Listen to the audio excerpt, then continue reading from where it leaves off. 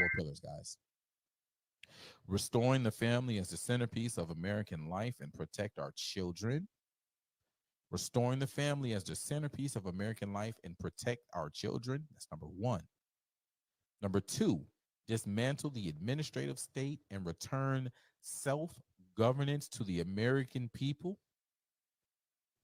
Three, defend our nation's sovereignty, borders, and bounty against global threats. And four, secure our God-given individual rights to live freely, what our Constitution calls the blessings of liberty.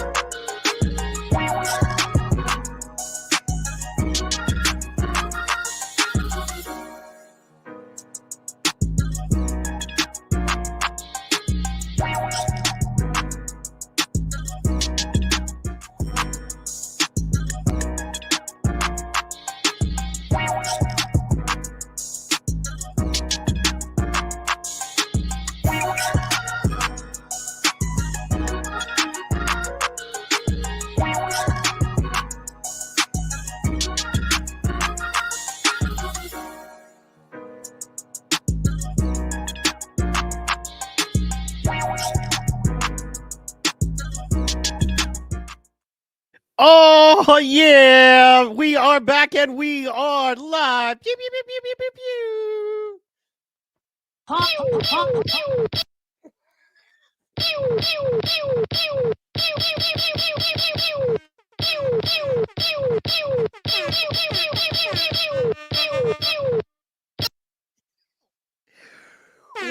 What's good, everybody?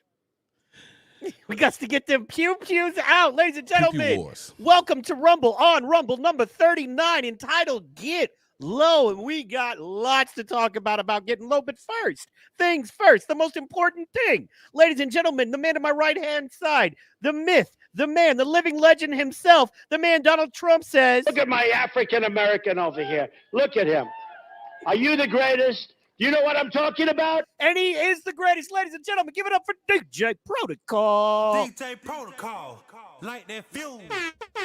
DJ Protocol. I'm just the greatest, plain and simple. I just Yes, kick excellent. ass. Yeah. I step in the building, jump in the ring, and open up all cans of holy whoop ass on these motherfuckers. That's what I do.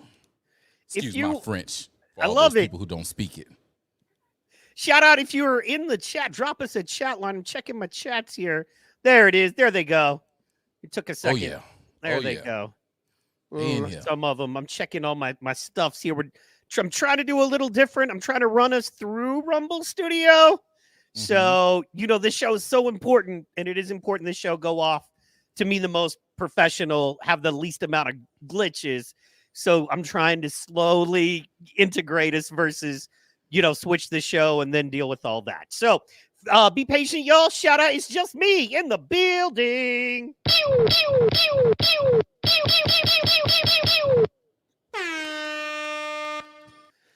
Get him, pro. I don't even know what you're talking about, but I got your back, bro.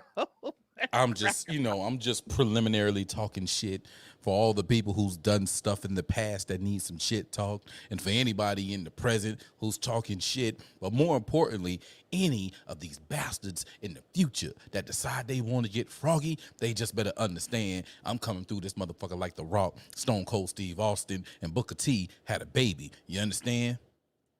That's what I'm talking about. I'm like if you had Triple H and you had Stone Cold and they went back to Bret Hart and they all, you know what I mean? That's what I do. That's what how I you do coming right up. there. I feel it. I feel it. Anyway, let's see here. I'm checking everything. Man, so how has your week been? Talk to me. Being active, being out there. You had an amazing show Friday night. We're going to cover a couple of those points, break it down. You know how we do, because, you get so deep into stuff and there's a lot of stuff people need to know. Maybe some things I'd like to go over just so I understand a little bit better. So absolutely. Iron Bull in the building. What up, man? You know what I'm saying? So heck yeah. Man, my week, Lord of mercy, my week was awesome, man. My Heck week yeah. was awesome. Despite some foolishness, man, I've been waiting for the Georgia Power. I think we talked about this before. I've been waiting on Georgia Power to take the damn power line off a house so I could wreck this shit, and they still ain't took it off. And it's been like 3 weeks. Nah. We coming up on a month. I've been waiting on Georgia Power to goddamn take this power off this house. So, yeah, man. Other than that, it was chill, man. It was pretty cool. I did some campaigning for the Trump campaign because Trump Force 47. Shouts out to the homie just checked in. Fuego's in this biatch. Fuego. Oh yeah. So yeah, had that. One of my partners who's running for local office, he had a campaign event slid through there. Oh, I did find out some terrible news. What happened? Terrible news, man. One of the homies, one of my bros, he had the only black-owned gun dealership in Savannah. He hung up his holster. Oh. Yeah, man, he hung up the holster. The shop is officially closed. So, that was hurtful. That was hurtful to find out that news. But yeah, that was Thursday. And then Friday. Friday was awesome because we had arguably the best episode of Friday Night Flights in its, coming up 2-year history, man. It was phenomenal. If you missed that show, go back and watch it. It's 4 hours long, 4.5 hours long. However, it was well worth it. It was take it in chunks, whatever, however you may feel. But it was definitely a phenomenal show. And then Nice. yesterday I had I went up to about mid Georgia. I went to Dublin, and that was pretty cool. Amy's in the building. I saw you, Amy. Wait a minute, I got to give you your. That's right. Shouts out to Madam Howell in the building. But yeah, I went up to Dublin. Dublin was pretty chill. And after that, today, it was relaxed. It's raining, it was pretty cool. Just relaxed and powered up to get ready for today. I did get a new game. Well, it's old, but I did get it. It's new to me. Jedi Survivor. Jedi one? Yeah, Star Wars Jedi Survivor. Are you in do you watch football at all? Yes, Bro. yes, I do. And, yeah, I mean, Friday night was a big deal here, but yeah, I mean, Yeah. we barely won. We got work to do, son. I'll tell you what. But yeah, Man, listen, my team lost by 3 points today, or two points. Yeah, we lost by 2. So definitely hurt. And of course, Georgia, the Bulldogs, number 1 in the country. Just SEC. smacked that skin We yesterday, coming for you though. Hey man, that's all right. Although we might be an easy we might be an easy day, man. Good Lord. Until we get that offensive line set up, and our defense isn't bad. Actually, our defense is not bad at all. But if really it's the play calling, and then we got to get that offensive line set up. But anyway, long story short. And then I always liked the Falcons, man. They looked like they were doing pretty good when I went to work. And then I got my fantasy football team, and I'm crushing. First, yeah, man, I'm crushing. I got 2 players left right now. It is currently, I had to check it right before I came in. I am beating so my team is your third stepdad, and then I'm fighting Bits and Giggles, and beating him 150-85. We both got 2 players left, but there's no way he's gonna be it. So good this year, man. The secret is that the quarterback for the Indianapolis Colts, that dude he's one of those, Richardson. He's one of those Michael Vick style cats. So yeah, man. Yeah, well, he got work to do because we fucking lost today to the Houston Texans. Right. The Texans are good. What? Texans are a solid playoff team. I don't give it. Look, we're in the same conference, okay? And it was the season opener, and we had them in Indy, okay? Season opener to the fucking Texans in Indy. Well, and the thing is, from a fantasy standpoint, Not that any of you care, like how our chats just go dead. It's like, we don't tune in for this, man. Guess what? There are a million podcasts about football out there. We could be watching those, and that's fair. I don't blame you. So, what are you going to do? As you know, Sunday, shit. Yeah, I will. You know me, I'm fantasy football is more of a frustration than anything, but I've been in the same league for like 5 years. I'm the only one. I think they just let a new white guy in this year, and I'm kind of mad. I need to talk to Rashad about that. I'd be like, really, dog? I was holding it down. It was the DEI in this motherfucker. You feel me? What the hell? The DEI. Yeah, it increases. You know what I mean? Kamala running, everything goes to shit. What are you gonna do? What are you gonna do about it? He's kidding. Oh my goodness. Speaking of that, what do you want to get started on, man? There is so much to start. I thought we covered the Trump trials, maybe. I know that the podcast stuff is going to be deep. It's going because there are layers and levels to that. Trump trial stuff is kind of cut and dried at this point. Basically, everything's kind of been postponed. The thing there I think that was important was just to kind of, because you hear so many different things and there are different trials and blah, blah, blah. And what's what, that kind of stuff. And, from there's all kinds of building to do there, man. But gosh, it's been a week, man. You know what I'm saying? Iron Bull talking. What up, Iron Bull? Next year's Seaport Championship, Juneteenth Festival Tour 2025. I love it. Jonah!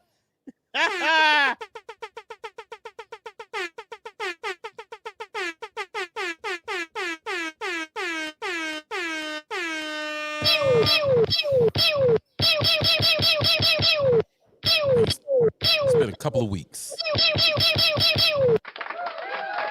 Good to see you, Jonah. We're glad you're alive. See you.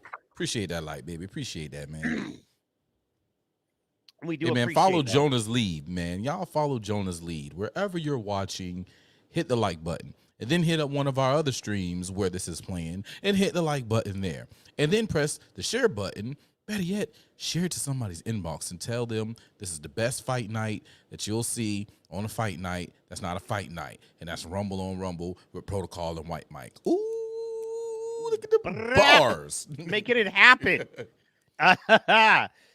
Love it. It's just me said. I already hit up Rumble and YouTube. I love it. So that is powerful, and we appreciate you, dog. You know what I'm saying?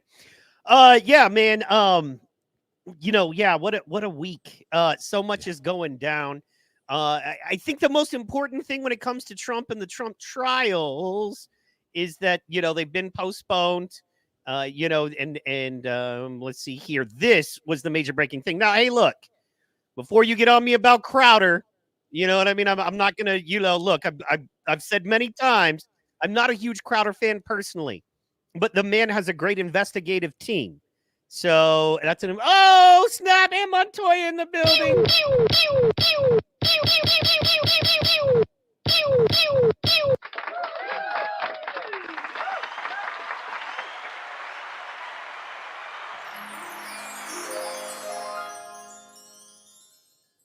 Nice.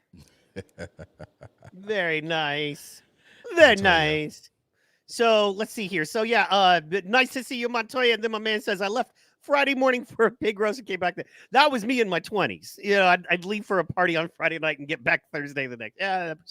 Now we got more shit to hand. We're trying to save the world, at least, right? United States. So one thing I wanted to go over, and as you know, like I said, I'm not a big fan of Crowder's, but my man does amazing work.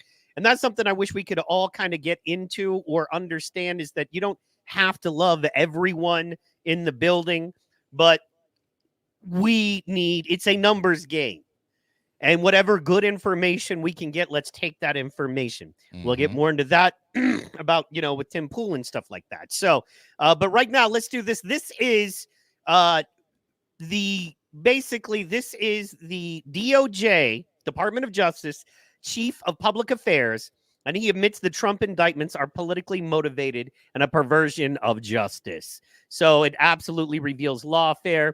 Well, it's rough audio because it's undercover, and we won't watch all 13 minutes, but I wanted to get into this. A convicted felon. That's his status. He's a convicted felon. It's a travesty of justice, the mockery of justice.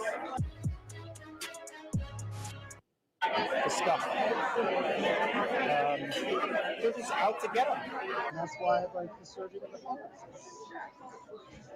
It's a perversion of justice. Who's stacking charges and rearranging things just to make it fit a case? No, to be honest with you, I think the case is nonsense. Public Affairs for the DOJ, the spokesperson, says, I think the case is State levels nonsense. like the Wild West. They're like idiots. They don't care. They're all political. So yeah, this guy's probably going to try to lock him up, and it's going to be ugly. They're so obsessed with getting here. Pause. Who is they? Pause, Granddad. Pause. Sorry about that. This video came out on 8/14. Correct. Yeah, you see what? Oh, well, the interview You was already know. 8/14, right? Correct. When did they decide? Well, the video came out. No, it was recorded on 8/14. It was released. What date is that Crowder video? The 5th, September 5th. September 5th. When did they decide to postpone? September 6th. Funny how that works. You know what I'm saying? Very funny how that works. That There's the another day piece. after. There's also another piece that we'll talk about momentarily about that. But it was like the perfect storm. But the fact that the day after, though, that he said that, oh man, you know what? Press play on. Let's keep going. Let's let the people get some more because I gotta go see something else because there's another piece of that puzzle and I need to know the date on this too. Let's get that there.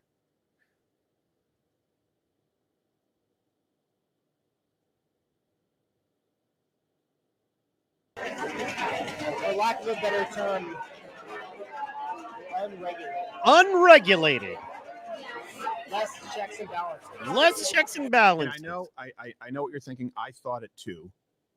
Well, you're talking about one case or two There's your or girl. 19. Hey, if it's local, you break the rules. You pay the piper, or even if you don't, if you're President Trump, pay the piper. But there are other cases in the country. There are a lot of them where there's smoke, there's fire, right? What about the Georgia electoral interference case? Right, that Donald Trump is currently having to face under Fani Willis, right? The Fulton County District Attorney who was caught having an affair with the special prosecutor Nathan Wade. So is that the strategy against Trump? Just hit him with all the legal battles all across, like the 100%. Fani Willis, Georgia stuff. What do you think about that case? It's a travesty of justice. To put it Wow. mildly, it's a mockery of justice. Wow. She is a joke. Wow. Her and her boyfriend she was seeing, the whole thing is disgusting. Thoughts on that one? I want to pause and allow you, being directly there and, being in the same room with this woman at times and dealing with the exact same political state system. What is that? How does that make you feel? They are who I thought they were, and we just let them off the hook. You know what I'm saying? Fani ain't shit. Okay? We know Fani ain't shit because of what we found out this week, thanks to the lovely body cam footage. Which, do you want to get into that right now or finish that and finish this and then roll into that? Listen, either or, I don't care. But the bitch ain't shit. And I'm sorry if you don't like my French, I'm sorry. But sometimes you just got to call it what you call it because it is what it is. And she lied on the stand. That's very true. Her moral integrity, her moral interpretude should be brought to challenge right now. Right now. But of course they won't do it. Nah. Y'all with her. I can't stand y'all I'm with her people. You make me sick. You know what my reply to I'm with her is? Shut up, silly woman. That is my reply. You know what I mean? Because I mean, come on, you know what I mean? So yeah, that's my reply right there. Let me see here. I'm gonna get a good pull here. So for those that don't know, kind of if you could kind of break down what happened with Fani Willis this week. So Fani Willis got caught on camera dealing with the person who she said that she doesn't deal with anymore. The way she talked about this man on stand, you would think that she'd never want to see him again. But no, a couple months later, we see this broad and this dude in Miami together. Shouts out to Laura Loomer. And then, fast forward a few more months, and her daughter's getting pulled over, and she's popping up on scene with him again. Now, I'm going to say this to all the people who are online. Oh, look at her parenting skills and her daughter and this. Shut the fuck up. Shut the fuck up. Driver's license gets suspended every day, B. And most of the time, you don't know your driver's license suspended until you get pulled over and the police say you should suspend it. Correct. Come on. This is the same DMV that you complain about waiting in line to go deal with because of the bullshit they got going on inside the building. Don't you think what going on inside the building, inside the department, plays into everything else that goes on in your damn life when it comes to the DMV? Shut the fuck up. This 20-something-year-old girl didn't pay a ticket or something of the nature, probably ran a whole bunch of, she live in Atlanta. Do you know how many cameras is in Atlanta that is taking pictures of your fucking license plate? Sending you tickets and shit in the mail? Doesn't Atlanta brag that they've got one of the most advanced traffic systems? I remember watching a little, I'm a nerd, so I watch all that kind of stuff, but there's the whole like history or TLC, those documentary channels about, they broke down how Atlanta has one of the best systems because of, terrorist activity and stuff like that. And a lot of people run through there and they have, they can hit your license plate, run it immediately on a national system. I think it's like within 3 minutes, they can find out a ton. So the thing that I found interesting about that win was that it's like, okay, so there's a problem with her daughter and she shows up with dude. That means they're kicking it. You know what I mean? Like that means they're kicking it. So I'm at the crib. If I'm single, but I got a kid and I'm at the crib on some random afternoon and my kid gets in trouble, my 16, 17, 20, whatever.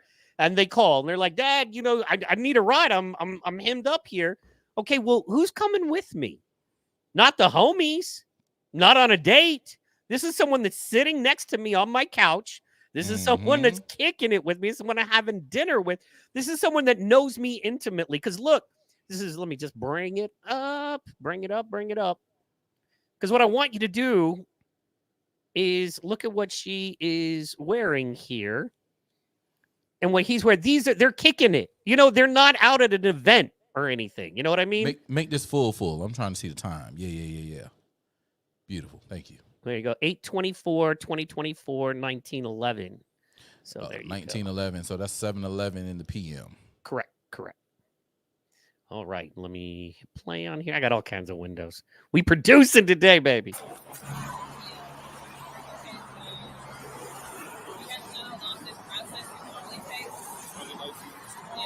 Couple hours, probably.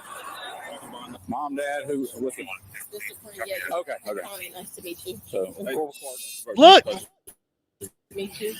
Does she look like she was going out? Do they look like they were happened to be at a work function together? Rewind about 10. Okay, right there. That's fine. Just play from here. This footage, you're not gonna believe. All right, dude. This is insane. Watch this.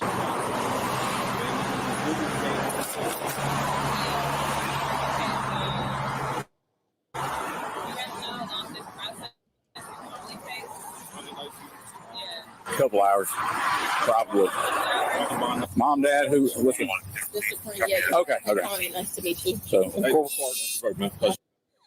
Talk to me. This is who? Because the cop says, Mom, Dad, which one? Talk to me.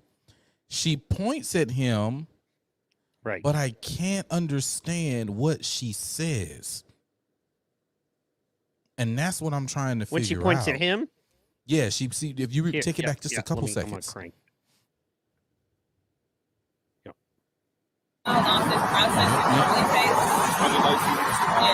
couple hours, How long the process takes? Couple hours. probably. Probably. Mom, Dad, who with you? Okay. This is the DA. Something DA. Couple hours, probably. Mom, Dad, who with you? Okay. This is something DA, I swear is what she's saying. Couple hours, probably. Mom, Dad, who with you? Okay. Nice to meet you. So, Nice to meet you. What? So, apparently, Pause it. apparently her license is. Does anybody recognize? He knew. Buddy in the Glasses knew exactly who they was when they walked up. Take it back 5 seconds. You would think so. I mean, no, if you would think so. I would recognize her. Honestly, if I walked into a Starbucks, I'd be like, holy shit, that's Fannie Willis. You know what I mean? Like she's known. No, he recognized both of them. Yeah. He that's knew true. both Yeah. of them instantly. Like, oh, and he looked down at the ground. And now he's like, oh shit, yeah. Oh, he knows. Let's go. Keep rolling. I think he was like, man, I hope my body cam is off. I hope my cam is off. I want no part. Who that is? Dad, and she goes, just a friend. Oh my. Okay, that's what she said. County. Just a friend. Right. Oh, just a friend. Okay. Yeah, let's see what we missed. Fulton County. Just wait. Watch this. What up, Royal? For something. Doesn't tell us what for or why or where, or that's something she's going to have to What? My boy Royal just jumped in the chat over on Rumble. What up, Royal? Right. Probably what happened, she had a speeding ticket, some kind of traffic infraction, never went to court, didn't take care of it. Right. That's the best guess. So she's gone over to Fayette County Jail, which is right in the Fayetteville Square. It's 145 Johnson Avenue. Normally, I would say a couple hours is the process. It just depends on how busy they are and like that, okay? The driving on the suspended is basically a traffic citation. She's got to have her fingerprints done, picture taken, then she can make her bonds. You can pay it cash, use a bondsman, be 10%, whatever. They've got a list of people over there, too, that you can choose from and use whatever. So the vehicle's registered to her. Okay. I don't know if it was on a flock hit or if the officer observed some kind of traffic infraction. It wasn't me. I didn't make traffic stop. He's already gone and got her going. Okay. So whatever the case may be, when you run the tag, it obviously gives us the vehicle information and the registered owner. Okay. And it's already in the system that has the invalid license. Yeah. Okay. So upon that, we just verify that it is that person driving. Or stop the car first at that point. So boom. Yeah. So basic stuff there. So it's basically like I said, something didn't happen, some kind of past infraction. Maybe it's some tickets that done got caught with the camera. They just piled up and then they suspended the driver's license and she got pulled over. She was driving the car, license suspended. They took her in. You know what I'm saying? Hell, if you was driving the car, so like as what he said was he don't know if it was a traffic infraction that got her pulled over or maybe she passed by. So like I don't know what they do in Oklahoma, but here, man, these motherfuckers got cameras on the cars, little scanners, right? It's like 3 of them. That's really 4 of them because it's one on the dashboard too. And they scan your tags, and if it comes up as a hot tag, you get pulled over. And no insurance, suspended registration, bad driver's license, either or, they can they'll rock you and you'll be sick. To say the least. It's gonna be a long day. It's gonna be a long day. Now if you if someone else is driving the car, even though your license is suspended, say you was driving her car, your license is good, they pull it over and they see it's you and not her, oh, okay, the owner of the car, this, that, and the third. Are you the owner of the car? No, I'm not the owner of the car. Here's my driver's license, whoop-de-whoop. Everything else is good. All right, see you later. The person who owns this car, their driver's license suspended. But you're not that person, so see you later, bye. Yeah, that's how that goes. Unless you have a problem, then you'll have your own problems to deal with then. Yeah. What blows me away once again is clearly you got some splaining to do. You got some splaining to do. Because you can't say this is just I mean, who do you show up with? Pro, you got kids. I don't have kids, but I have, friends who have kids. And it's a real homie. I'm not just, there's not people I just work with or people I know at the gym that are calling going, hey man, can you come over and let's go get my kid who's hemmed up with the police on the side of the road? No, if it's your kid, you're getting out. If it's your kid calls and is like, Mom, Dad, I'm about to go to jail immediately and this car gets impounded unless you and somebody you can bring can get this car. And the cops were probably cool because they, had an idea who it was. And it was like, let's, be as, because I mean, I couldn't only imagine the hell that somebody like that could unleash on a cop. But yeah, man, I think it's blatant. They're kicking it. They're hanging out. These people are together on this. And that's frustrating to me. So yeah, man, I don't know what's going on there. So other than she's got some explaining to do.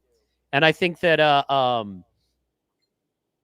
this whole thing is going to be turned on its head as far as the investigation itself. I think they're going to have to drop it because it keeps coming down to all of these crooked folks or all of these folks who are working directly with the current administration, working directly with Kamala, getting funded by these folks. So it's all coming out. It's just that it doesn't come out in mainstream media, I think on purpose. So let me pull this Twitter back up because I do want to finish this video, which led into that one.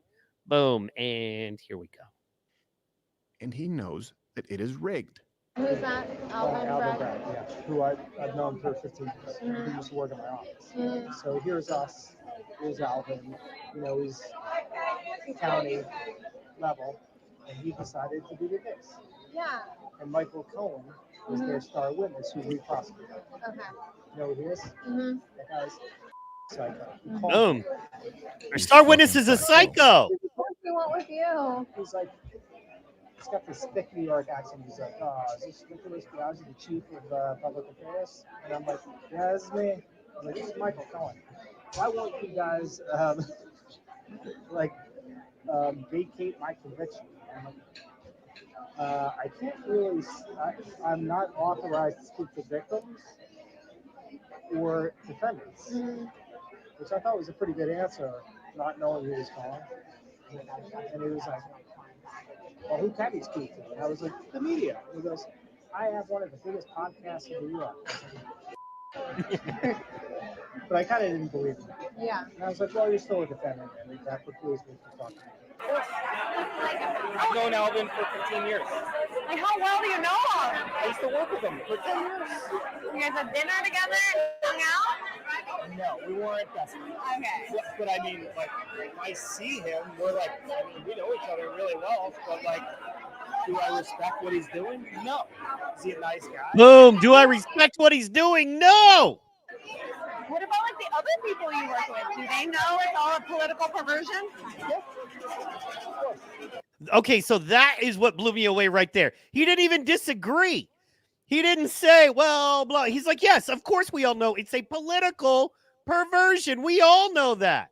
You know what I'm saying? Like, that was the part that hit me the hardest. Like they know. I just hope he got some booty. I hope that this chick that he's talking to, I hope for all this information that he turned over to her, I hope she hit the Michael Jackson and rocked his world. You know what I'm saying? Because, yo. We investigated and, decided that, for one thing, there is precedent that you can't indict a sitting president. You cannot. You cannot. Okay. There's an Office of Legal Affairs rule that you cannot indict a sitting president. It's just too disruptive to the country. So we didn't, but the DA did. Again, it's important to remember that Biaggi is not the bad guy. You don't even know it. the people who he's not. All right, so we don't need the promo there. I'll kill that. But that was the thing that amazed me right there. So is that they just admit it. They're like, he's like, I disagree with all of this. I think it's crazy, but they're doing it. And it's like, okay, well, who's giving them the allowance? Aren't now I understand you're different courts, but isn't it the thing where if the feds come in, I've always known it to be if the feds come in and go stop this, they have to stop it. Mm-hmm. Why aren't the feds doing that? So that comes out. And then literally, the very next day that comes out, and literally the very next day, boom, this happens right here. What is that? Judge Merchan delays Trump sentencing until after the election. November 26th. And I think that there's a lot going on there as far as whether he wins or loses, what they're going to do to him. Because I think if he wins, it doesn't matter. He's going to, he will get pardoned. And, what do you make of that? What do you think of that? The pardon thing will get tricky. The pardon thing will get tricky because they're going after him on a state level. It will have to be a federal situation where he can pardon himself. Well, but do you think and it's the state of New York. So what do you think? Yeah, I do. But then I also think how do you lock up, like, what I mean? How do you lock up the same way the FBI lies about a sitting president doing business with Russia and investigating them for 3-4 years? The same way. Right. The same way. That's how, that's how the same way that the government, teams up with someone to take out a top contender, former president, the same way. That's true. I don't put it past these people. Also the interesting thing about all of that is, let me see. No, let me see. Let me do this. I'm going to do this. And I'm going to present this.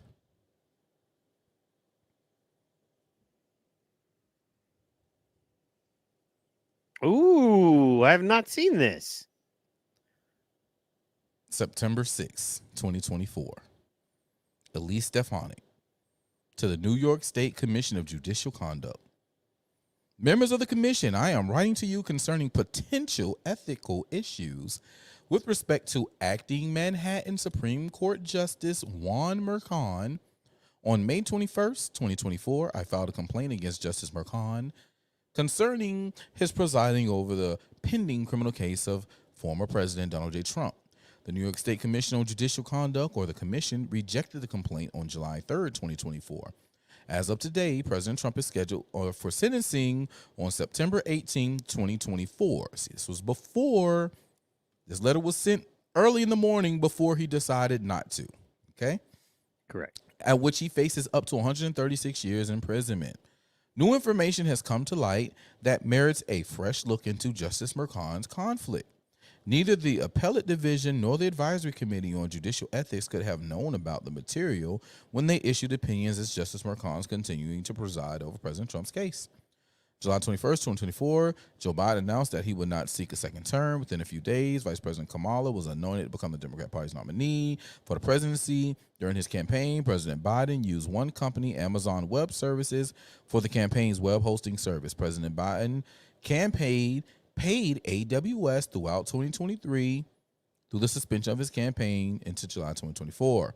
August 20th, 2024, Vice President Harris' campaign submitted its first Federal Election Commission report that documented expenses and donations through July 31st, 2024. And the report, specifically on the Form 3P line 23, a July 30th, 2024 disbursement, appears in the amount of $468 from President Harris' campaign to Authentic Campaigns Incorporated. Yeah. I got it pulled up. Yeah. Authentic for web hosting services, okay? So Biden was paying Amazon. She started paying Authentic. This indicates that one of the very first things that Harris did upon taking over Biden campaign infrastructure is to hire this firm, Authentic. Authentic is a digital consulting and marketing firm that services Democrat candidates.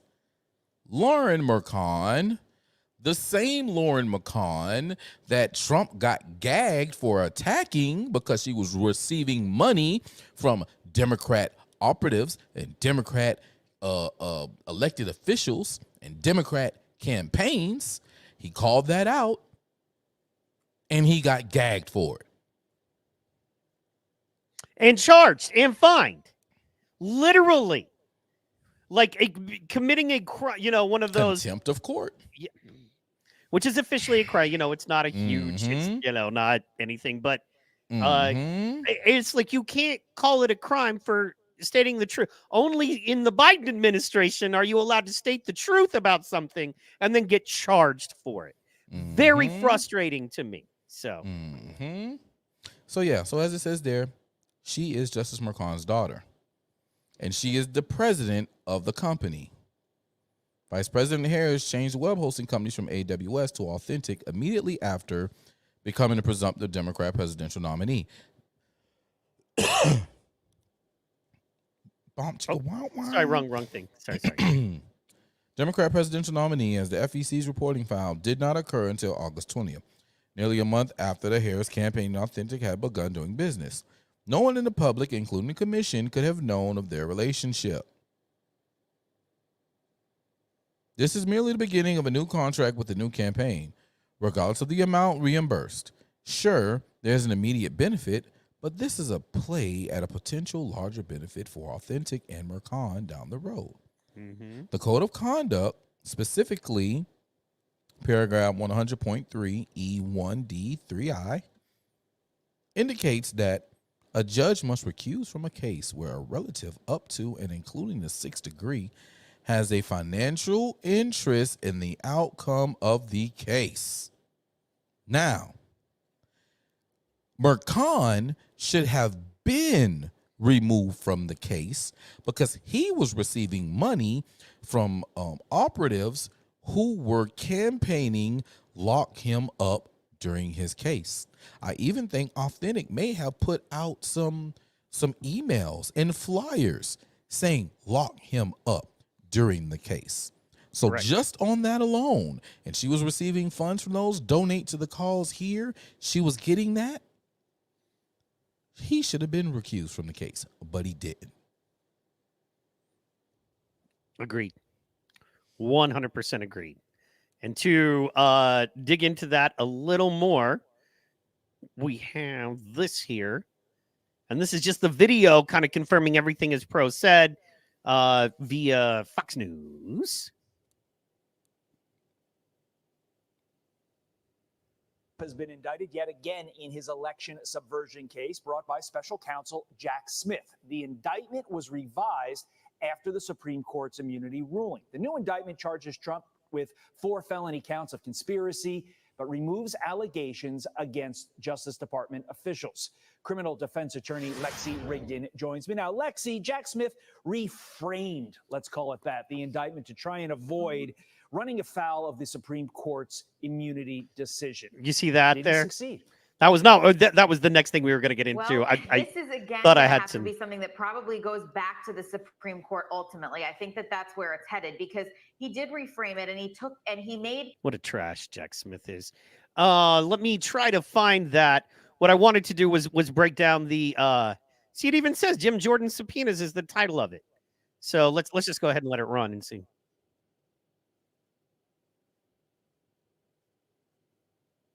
Pull it back up.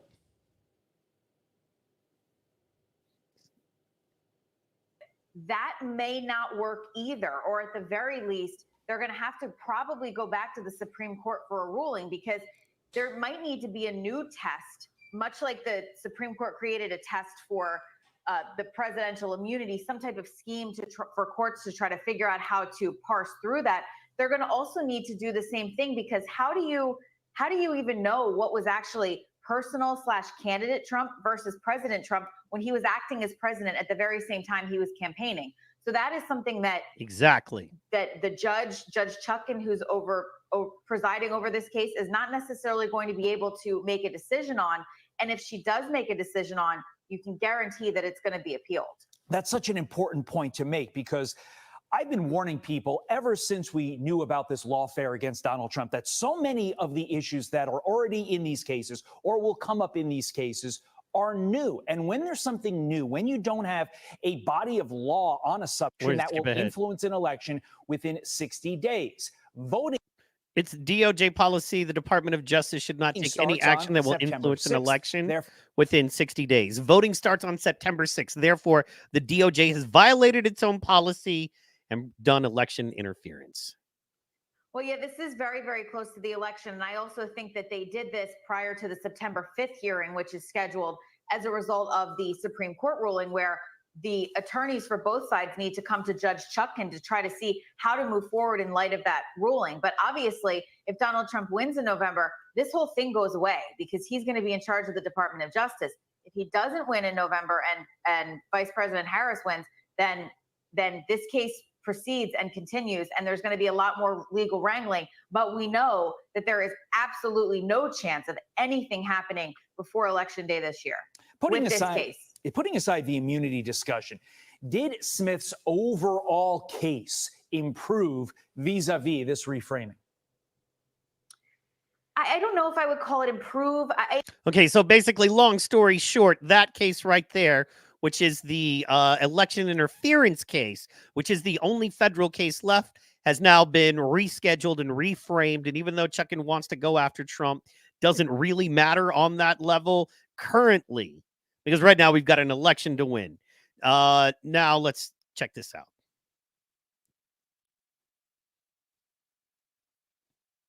What are we doing, Fox News? Come on, Fox. What are you doing? There is no law enforcement. Mark September 18th on your calendar. Certainly, Donald Trump and the people around him have, as Judge Juan Merchan in that hush money case, the sentencing is set for that date. So there is the distinct possibility Donald Trump could be serving time in jail. We don't know how much time if it comes to. That's the old one. Sorry about that. I thought I had the other video pulled up. I'll find it. But basically, long story short, as we know, Merchan has pushed back. And a lot of that has to do with the fact that not only the immunity hearing and the immunity, but in addition to that, this has happened. I'm just going to pull up the print article and let's see here. I'm going to pull up that print article and boom. Okay. House committee subpoenas companies with ties to daughter of judge in Trump hush money trial. So what Pro just read to you all, right, which is the argument basis from Trump's actual legal team on this. That's one of the reasons. No, I absolutely believe this is the next one. Their house of cards is falling, y'all. Remember, when you get on social media, you get attacked, you get threatened, which happens to me all the time. Understand it's because we're over the target. They're freaking out here. And just to break this down and kind of read this to you, feel like we can see that, Pro? Zoom in a little more. One more time. How about that? Yeah. All right. House committee subpoenas companies with ties to daughter of Trump's hush money trial. So basically, Jim Jordan, who runs that, has subpoenaed the head of Authentic Campaigns. Do you remember the term Authentic Campaigns? Yeah, you do remember way back, 5 minutes ago when Pro mentioned Authentic Campaigns. Once again, Judge Merchan's daughter's company. House Judiciary Committee has subpoenaed the head of a political campaign marketing company that employs daughter of New York State Supreme Court Judge Juan Merchan, who is clearly overseeing. He requested the CEO officer sit down for a deposition and sign a sworn affidavit that the company, which has managed the campaign for President Joe Biden and Vice President Kamala Harris, never communicated with Merchan. It's like, are you serious? Now, the subpoena issued Wednesday demands all documents relating to the company's connection with the Biden-Harris campaign, including the donations and the web stuff. correspondence with Judge Mershon and any documents referring to the indictment of Trump. Mershon, the judge's daughter, manages paid media campaigns for candidates like Senators Kamala Harris, Bernie Sanders, and Rep. Beto O'Rourke, according to her bio. So what more do you need there? What more do you need? Here's the thing. Pro is probably going to be, a hitter in politics, even more so than he currently is. But when he is, here's the thing. If I'm ever like in some political stuff, Pro's going to know about it. You know what I mean? Because it's going to be paramount that he does for his own protection and career. These people, it's a small world, y'all. It's an extremely small world. So there's that. Then we have proof that, and I just won't pull it up, but Nikki Haley, not Nikki Haley, I'm so sorry, was Gretchen Whitmer gave the same company over $500,000 to manage campaigns. So you can tell me none of this stuff matches for only so long before I stop believing you and believe that some of this stuff has to do with some of it. It's related, which is another thing we'll get into with the other thing. What are your thoughts on that?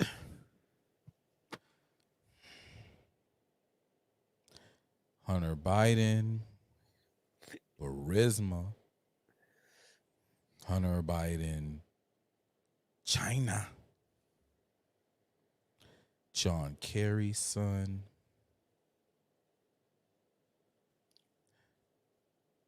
Chelsea Clinton,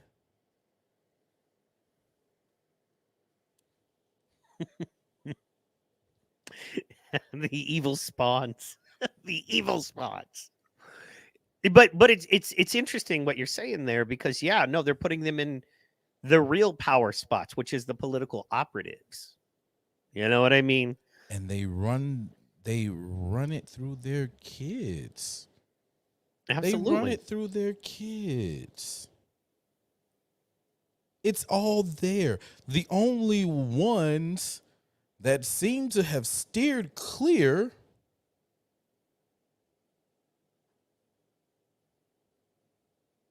to an extent, one of them seems to be jumping in the music, the movie industry now. Which one? Joe Biden's daughter? The Obama's kids. Oh, yeah. Because Sasha and Malia, I got it, bro. Sasha and Malia lay low. Like, the worst they had on them was, oh, look, Sasha's out in a bikini smoking a cigarette. Like, for real? That's the worst you got? That's the worst you got. And now, now it's, hey, she's, directing films now, and she's getting this, and she's, interned under the Weinsteins, and okay. Now you're delving into the craziness. I see. It's evident now. But other than that, but all the kids was in there. I'm not talking about Trump kids and them, because them motherfuckers was rich before they stepped foot in the fucking White House. Like Hillary, Biden, Obama, all them motherfuckers was poor as shit compared to where they are now before they got in the White House. Yep. All of them. Only one wasn't broke was probably the Kennedys, the Bushes, the Reagans. Yeah. And if you think about it, the Reagans are out of it completely. They don't mess. They're out. I mean? They're out. I'm just talking about money, going in there. They didn't. They were the only because he was an actor. But other than that, man, it wasn't no, man, please. All of them were broke. They got in there and ran their checkup and got in all kinds of fuckery because they was broke. What up, LS? Let's take a pause. Oh, yeah. He's got ready, guys. Do this. Leroy Dragons. It's in the building.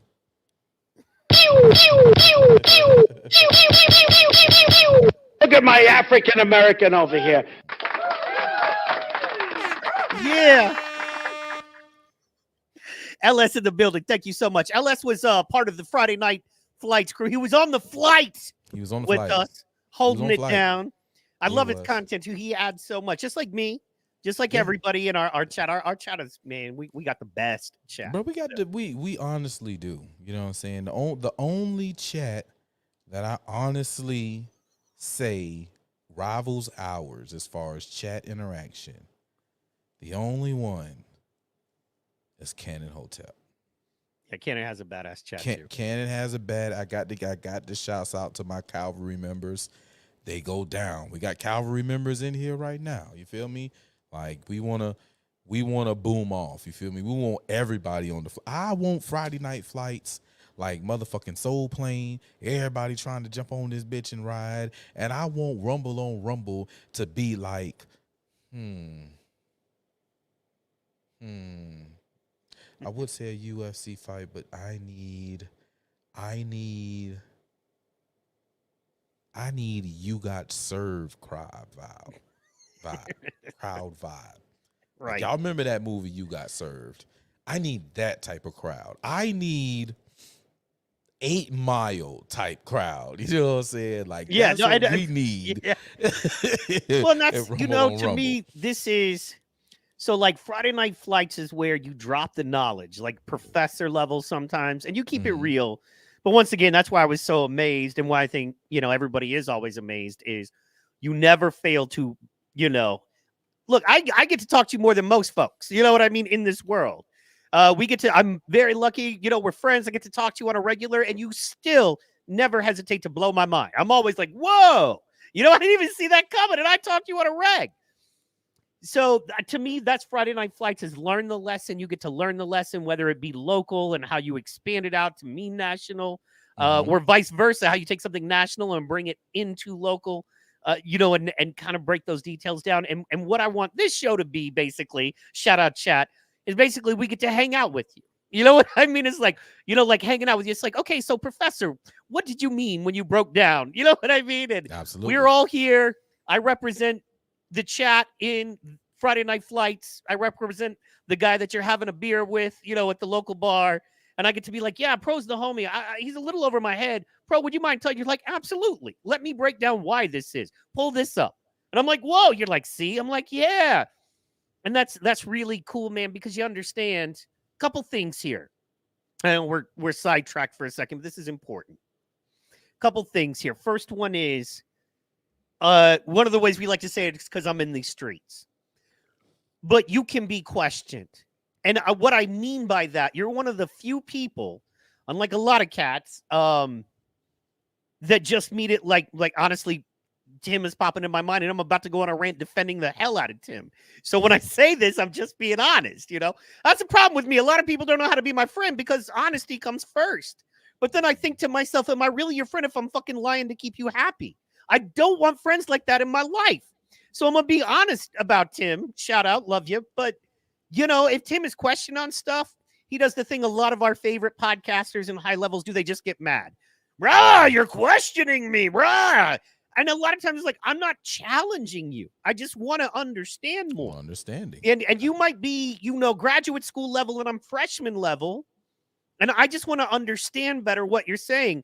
And you never get mad and you always break it down. But that's because you're real, man. And what I mean by that is not an esoteric idea. You're real in that you bring it, mother freaking receipts. You know what I'm saying?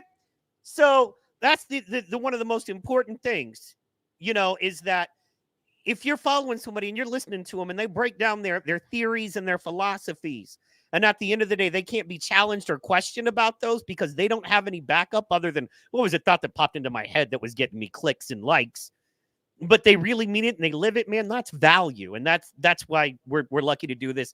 And those are the reasons, in my opinion, is that you never get angry and you will bring your receipts. And I think that's why, no offense, I think that's why you're hated by the people that do it. Because how do I beat you? You know what I'm saying? Honestly, bro, so like you got your Brett Weinsteins and your Jordan Petersons, who I would never attempt to debate. You know, they just are smarter than I'll probably ever be. And then you got the people like you who have all of that, but you also have the street. You know what I mean? You have all of that, but you're like, yeah, man, I talked to a homeless dude today. Yeah, I helped a brother find a job for $8 an hour to get on his parole. Those guys don't do that. I mean, they do other shit, sure, but they don't do that. You do that. You know what I mean? So you do that every day, and then you can also break it down on that professor level. And when questioned, you're able to answer every question like a boss. So that's why it's important. We already know you're blowing up right now, as you should be. My man says, the best thing about debate practice was pumpkin spices. I saw that today. How's Kamala Harris going to get some pumpkin spice shit, dog? Come on. Wait, what happened? Wait, I missed this. Ellen, okay. I missed this, guys. It's petty. It's that petty shit. Yeah, But I love it. So Kamala took a break from her practice today. I was watching. It was like Kamala took a much needed break. She's like, "Oh, the best part about this debate practice is my break." And she went into the white girl spice store, like coffee spice store, and they were like, "We've got brand new pumpkin spice." And she screamed. She was like, "Oh, pumpkin spice! Oh, I love it! This is the best part of debate show." Shut up, you know silly why? woman. When does sorry. Let me see something. Yeah. Oh, I'm gonna see if I can find the video. LS, see what you got us doing, LS. Let's see here if I can pull it up.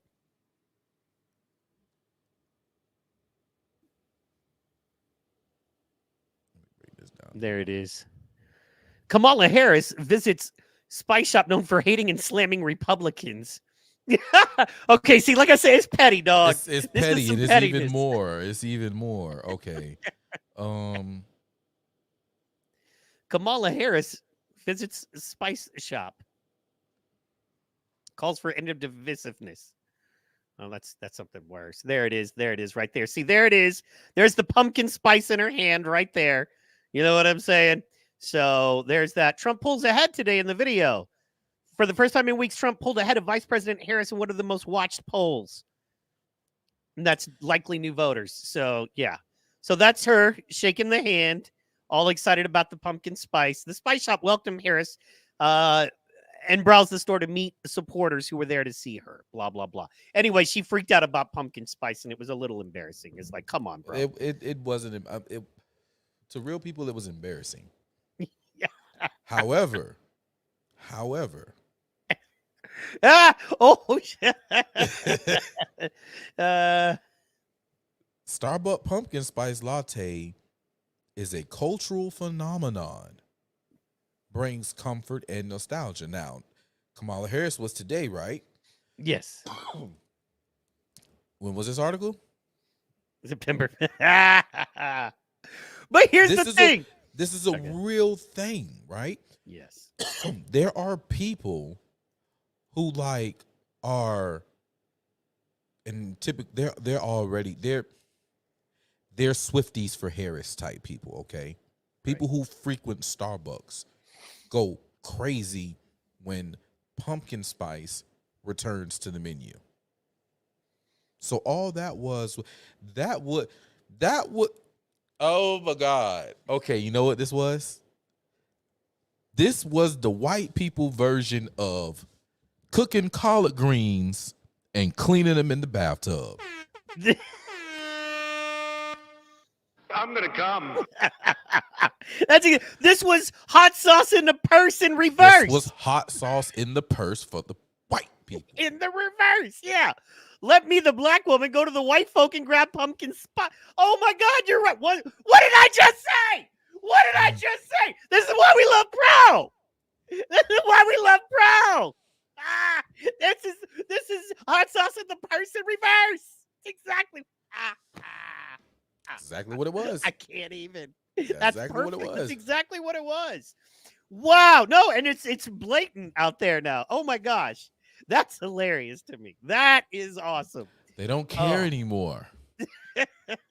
They don't care anymore. She'll go wherever I guarantee you. You know where I have not seen her? I got to look for this. I have not seen her with any Indian news service. No. No Indian media. No Indian restaurant. I haven't seen her in like, you know, Goporo Nothing. or anything. Nothing. What about shout out Roll 912. What about a soul food restaurant, man? She been there. Oh, She did it when she came to Savannah. Oh, She went to, well, so clear it up. She didn't go to a soul food restaurant. However, she did go to a black-owned biscuit company, which, you know, you can argue is soul food. They got chicken biscuits and stuff in there, you know. She did that, and then she went to a barbecue spot. And Sam, like she, oh my God. Okay, I'm going to say this, and I'm sorry, but look, guys, I look for the symbol. If we can look at gematria and numbers, we can look at the symbolism too, all right? Sandfly, Georgia, where she went, where the barbecue restaurant is a historically black area. It's like right on the coastal, you know, and swamp type area type shit. And the restaurant that she went to is a white-owned barbecue spot in that area. Yeah, that's where she went. She went to a white-owned barbecue spot in Savannah, Georgia. In Sandfly. Yeah, she stayed here for like 2 days. She went there. She went there. And it's like, I be looking at because she had them like, so that happened, and it's so funny. Sorry, guys, got a sidebar, but I got to let you know about this little inside baseball in Savannah. All right, check this out. The white-owned barbecue spot that nobody really went to, like, they got like a low kind of health score type shit. People go out there. You don't. It ain't no. It's not like a place one of the barbecue spots you like gotta hit up when you come to the city. Kamala went. Conservatives was like, yo, we about to boycott. We ain't go. Y'all let Kamala come up in there. Because remember now, I told you, it's a white-owned restaurant. It's a white-owned. So why would you do? Yeah, I got many things to say. The conservatives, the Republicans, like, you know, oh, Kamala came in there, bitch, I ain't never going to you no more. Fuck you. You know what I'm saying? Like, that's they mindset. So when she went, they went ham. The black people, who already wasn't really going to them like that anyway, right? Wasn't going there. Wasn't it? Oh, they gonna boycott? Tell y'all what. We about to go in there and we gonna pack them out and we gonna go So I'm looking like 2 weeks ago you wouldn't even really go in that motherfucker like that. Kamala Harris go, the Republicans say fuck y'all, and now y'all finna go pack them out, and y'all motherfuckers is crazy. I got somebody from Savannah in the chat and I know he's seen it. So if you wanna chime in on what you witnessed, my brother, you can. But that is exactly what happened in this damn city. Why would you like? Okay, you want good white people barbecue? You come to Oklahoma City or Texas or Kansas. There's a lot more white folks that do barbecue. Savannah, Georgia, eat all the soul food you can. You know, that's where you create. They invented it over there. So, you know what I mean? I won't take it. I won't take it from the white-owned barbecue restaurant because listen. Babes, them my motherfucking people. Good food. And they got some good ass motherfucking food. So there's some white folk down there that could burn now. I ain't saying they can, but this one in particular, they ain't burning like that. Not so much. They ain't burning like that. You know? I wonder if they used the pumpkin spice she brought them. Yeah, probably. I don't know. If only I'll be 36 in a couple of weeks in a month. I know, man. Your birthday's coming. It's coming fast. And I only ate there one time. One and Jack Bandit. Okay? I just tell you what all you need to know as far as that is concerned. There's other places that I would frequent. Well, yeah. That's also like I know you can barbecue. And it gets hard to pay as much as it costs now. Yeah. When you know you can do it yourself, like not in a hateful way. It's just I know I can make better barbecue. For me, it's Mexican food, which I could eat 5 nights a week, and you know where I'm from. But like, I can make better. I made tacos. I made basically a nacho taco deal last night, and I was like, I couldn't go to a place spend less than 40, 50 bucks and get anything better, in my opinion. So True that. what are you going to do there? Anyway, speaking of delicious things, if you can afford delicious food, Mm-hmm. you better go get delicious food right now. Mm-hmm. Bam. The stock market is stumbling on nagging fears the Fed may have made a mistake. Do tell.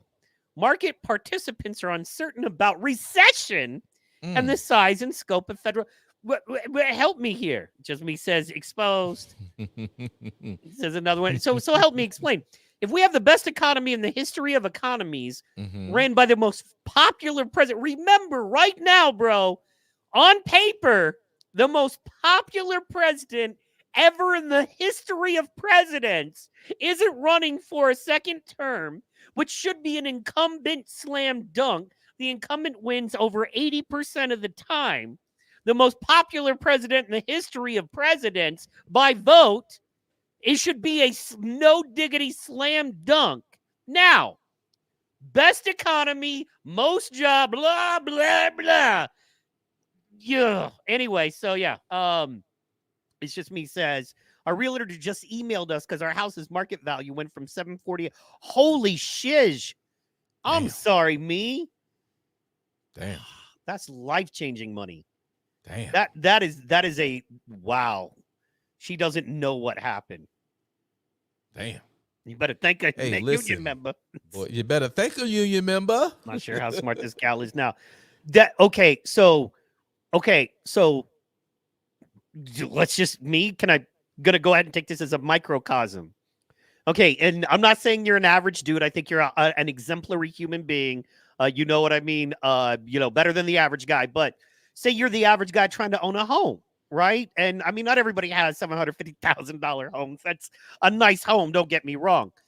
But let's just do it on a sliding scale. Nah. You see that? Look at the comment he just left though. You paid $389 so $400,000 home, which is about the average 3 to 4, the average home in America right now. It has to be a microcosm, absolutely. Now, the problem here is that this either means one of two things. For those of you that don't know, because I keep a lot, I would rather you just hate me, but I do work in real estate a little bit and have worked a lot in real estate. But you got to understand here. If you bought a $400,000 home that went up to $348,000, the bank that owns the note is doing business on that money. They're doing business on that extra money. So what is that? 350 extra K. They're making loans and doing business on that money, on the idea of that money, because as we know, banks aren't liquid. Let's all go to our bank and try to cash out right now and watch what happens, right? So these banks aren't liquid. So this 348 is on their books as money they can spend because they hold that value in that property. 748. Yeah. From 4 though. So you're looking at a 348 difference. Yeah. So that's what I'm saying. That 350 is extra money that they get to play with, and that's the extra value. Because on their note sheet, they've got to hold that 400 value to be able to have it loaned out. Anyway. Oh, shucks. Go ahead. I'm finna take this phone call. Let me see what's up. Okay. Something special. Go ahead. The market artificially inflated the value. It's just the market correcting itself. Elsa, what? Home values are going the other way. I'll drop a pew pew. You know what I mean? We'd hope to sell before it corrected. Yeah, I know. We try to stick with credit unions for that reason. Absolutely. I think the issue that people aren't seeing is that it's just me. You're one dude, right? So say you went and bought another house and got into $400,000 debt or $700,000 debt, and now, boom, it's done. Guess what? You still owe that. You know what I mean? Let's see here. We get it re-inspected. We're to 500. Absolutely, it could go to 500. But if you start borrowing and doing business on that 500, and then they come to you and go, it's 390, all of a sudden you have $100,000 in no way. And if they decide to come collect on that, guess what happens? That's called a recession because you're going to have to file bankruptcy. You're going to have to move. Your home goes into foreclosure. Foreclosures affect our market more than anything else. Home foreclosures are a huge indicator and really control how the stock market goes because that tells it. If people aren't living in a home, a lot of other shit's going to fall, right? So anyway, they're not going to trade. You're going to get a home. You're not going to trade other stocks. You're not going to increase. You're not trying to buy other stuff. So we never. Well, you're smart. It's just me. I'm saying there's a lot of folks out there that will. And when this happens, stuff is going to crash. Might want to let. Yeah, no, my wife is a blessing as well. More than yeah. My wife is like, Shit, you what better I- watch that credit card. You know what I'm saying? In a situation like that, like in a perfect situation, like this is just, everything is line perfect, working good, money is coming in stably. You got a house that's worth that. You got an opportunity. Let's just say you put it on the market and someone says like, oh yeah, I'll buy that from you right now. Plus closing costs. Boom. Take care of it. Boom. Right. And now you got 800 grand to the good where you can go, especially like looking at like if I had an opportunity, like this is just me again, perfect situation, right? Working good, living good. I'm an $800,000 house. I see what the market is doing right now, and I know it's about to crash like a motherfucker. All right. Again, good job, XYZ, $800,000 house, me and wife, maybe kids. I can get the 800,000 sale, jump in an apartment right quick like. This shit's about to crash. So a house that I just sold for 800,000, just like you said, it was a correction, right? Is now being sold for 350,000. You know what I'm saying? Yeah. So I done jumped in an apartment on rent. Let's just say I was paying, you know what I'm saying, 80,000 a year. I got in a year lease and it's 80,000 for this apartment, right? And fuck around and get a house for 350. And I got that 800 I just sold. I don't care about that 80,000 that I really just spent on having an apartment for in between, because now I done got the same house, and now we got 300K to the good that we can actually do something with. And how much more valuable is that liquid at that point? You know what I mean? So, I might have took that 300 and invested. Shit. I'm finna buy the market done tanked out. Oh, let me go buy a studio right quick. I still been podcasting. Let me go buy a studio right quick. Like, like that's the thing. Like, that's the important thing with land and owning a house. And like, that's what it's there for. Those types of moves are what I just laid out. And that's the mindset that we really got to get back on as people and say, fuck TikTok or any of that other shit we scrolling up and down on. You feel me? The reason why I don't do 5-day a week, 6-day a week fucking podcast, because I don't want to be just a talking head that's not doing. I'm actually out here fucking working and doing. This shit takes time. It's true. 2 days. Friday night, the end of the week, you winding down, you chilling. Boom. We go ahead and talk about everything that just happened. We just get it out as adults. And then Sunday night, we chilling, preparing for the week. We're talking about some more of that, but then also the important stuff. And then you go on through the week and you do what it is. Bro, if I get time, maybe I might see me do some brat appearances, you know what I'm saying, from inside the machine. I just decided to quit asking. Like it may happen. Yeah, bro, because I'm grinding. You feel me? Well, yeah, no, you know how it is with the home. There's a point where it's like, yeah, dude. And there's a point where it's like, dog, I don't want to talk, man. You're gonna hit me up over that bullshit one more time. Like when you owe somebody $20, it's like, bro, look, it's $20. Okay. Look, bro, you know what that $20 is? Gas. Look, bro, it's Joe Biden economy, cuz you feel me? Like you got. Hey, man, you still owe me $2, so listen, I'm letting that listen. slide. Hey. Wait till the interest. I've been offered to all. You was like, no, I'm gonna let the interest bills. I was like, all right, whatever. Listen, so many A-duty people are losing their homes. I think the base housing office on base doing it purposely because they want to put illegals in there and get that government check every month. That makes a lot of, because base has got to run. So it's whether the illegals stay or not. I've seen some just quick hit rural county, a bunch of trailers being set on little lots, like making little trailer subdivisions on a block type shit, 12, 14 trailers on one block. Like, yo, crazy. They say it's for the illegals. Rural, crazy. Here in Oklahoma, man, they're doing, which shout out, I'm going to get to that in a second because it's just me. I didn't realize he lived here. but and then owned a home here. So get to that in a second. But yeah, they're doing that with the Chinese for the weed grows. So they'll take like, they'll put like 20, 30 people in a building that also has the weed. They're kind of camping in the same shed, giant metal building, and they're putting 30, 40 folks. And as you know, they are making special, special exceptions for illegal Chinese immigrants coming in, and they're just rolling in comfortably. So LS says, if home values are plummeting, how in the hell are there $2 million homes being built in the streets? By the time they finish, they should be worth $450K. The fuck? He's right. He's absolutely right. But I keep seeing it as a plan. You know what I'm saying? Of course it's a plan. Of course it's a plan. Democratic governor taking in illegals. Yeah, they want that Fed money. It's that thing, man, where they're either trying to turn it into socialism or create a crash completely. And you either got one or the other, or the best way to usher in socialism is a financial crash. Absolutely. So PA is a mess right now because of him. Yeah, absolutely. I mean, some building companies will keep building to use up all of their supplies before prices on lumber go up, stuff like that. They're building without a buyer in place. Oh, yeah, no, man, we're doing whole Prospect. I could get into that. Yeah, man, they're doing whole Prospect neighborhoods, but they sell. Meaning somebody comes in and basically buys a cul-de-sac, or gets permission to put a cul-de-sac on, and then they lay the foundation, and they'll build 10 houses, but then those houses will be sold quickly. You know what I mean? So my man says, when we were stationed in Oklahoma, I'm wondering if you were at Tinker. Let me know. We were stationed in Oklahoma. That's how we found our first house. The builder just kept building. So the wife walked in and negotiated the price down on what we could afford, and they just did it. Oh, yeah, man, that's kind of how we bought houses out here.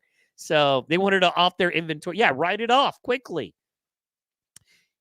It's a federal crime to do that with base housing, but they'll do it anyway till they get caught is the thing. Yeah, and you build right off base knowing that the housing need is going to be there. Stationed back there in 2008. It was a good year. We were there until we went overseas assignment. Yeah, I think I was in Hawaii and California in 2008. So I don't exactly. It's just me. They did that in Nevada. Yeah.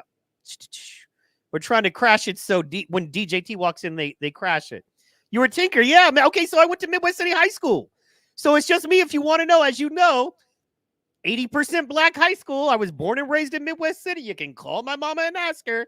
Section 8 apartments used to be Skaggs. When you were there was probably I want to say a Homeland right there, Air Depot and Midwest Boulevard, bro. So that's where I came up. They're building whole subdivisions to rent in Atlanta. Yeah, they're treating home subdivisions like apartments right now is the thing. You want to be able to get that permit to build either multi-unit dwellings or 5 or 6, single-family dwellings, So let's see here. Reno, post-2008, you could win a brand new home with the Royal Flush and poker. I remember there was the Vegas housing crisis for a while. So, yeah, Sunny Lane. Yeah, Reno and Sunny Lane. So I lived in Sooner Road Mobile Home Park. It's Sooner Road and Sunny Lane for a little while. So no shame in the game. It's just me. That's nice little walk down. Anyway, let's bring this back up. Just want to go into this real fast. September is living up to its nasty reputation as the stock market's most troublesome month in a long time. Sorry about that. You good, bro? You good, baby? Yeah, I'm good. I'm good. Okay, cool. I want to make sure you didn't have to you weren't holding on, because you're like, I got to run out. I got things. No. Rock on. So basically, long story short, newsy news that I really wanted to cover. This pump, and we covered this last week. And we even had a little thing on our flyers, Kamala being set up, right? Is she about to take the lick? Because it looks like whoever goes in, man, they're going to deal with the crash. Yeah, it's going to be big. Yeah. And I think they're doing it with Kamala because they know she will lay down and let them walk socialism in. Mm-hmm. She will not hold anything. And in fact, they'll be like, we need federal guns and we need federal laws to assist. And she's like, whatever you need, take it. Whereas you know what I don't like? What? These motherfuckers are saying things like Trump's going to come in. He's going to get rid of the Constitution. The right to bear arms is literally the Second Amendment of the Constitution. And you're literally throwing it out the window. Yeah. Free speech is the first fucking amendment. Correct. Now, I want you to understand that I said amendment number 2 and amendment number 1, which are 2 out of 10 that create the Bill of Rights, which is the bulk load of the goddamn Constitution as far as the American people is concerned. And the clarification of, you know what I mean? That the fact that it's the clarification, which makes it the fucking bulk load, people. Exactly. Man, and you are working to throw it out, and yet you're telling people, oh, Trump's trying to get rid of the Constitution. Really? Really?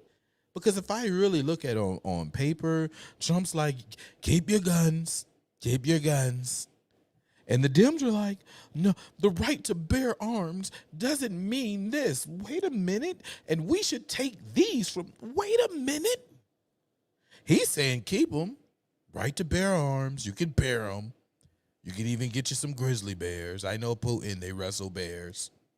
And we're going to take the guns. But right to bear arms really doesn't mean this. No, they said what it meant. They said exactly what it meant. Here you are changing definitions, something you're great at. A boy isn't a boy anymore. A boy can be anybody. How are you feeling, young lady? Are you? I'm not a young lady. I'm a boy. Okay, write it down. You're a boy. That has not been the rule of law for more than 2,024 years. Now you're going to change that to 2024? Plus. Because the 2024, that's only after the death of Christ. That's not the span during, and that's not the span before, which it has always been a man was a man and a woman was a woman. So that's more than 2,024 years of it being established as law in life. That if it bleeds monthly and has a slit with some tit ash that produces milk, that's a woman. At least a female. My favorite meme on that lately is, if having the parts doesn't confirm your gender, how does cutting them off confirm your gender? I'm going to give you this.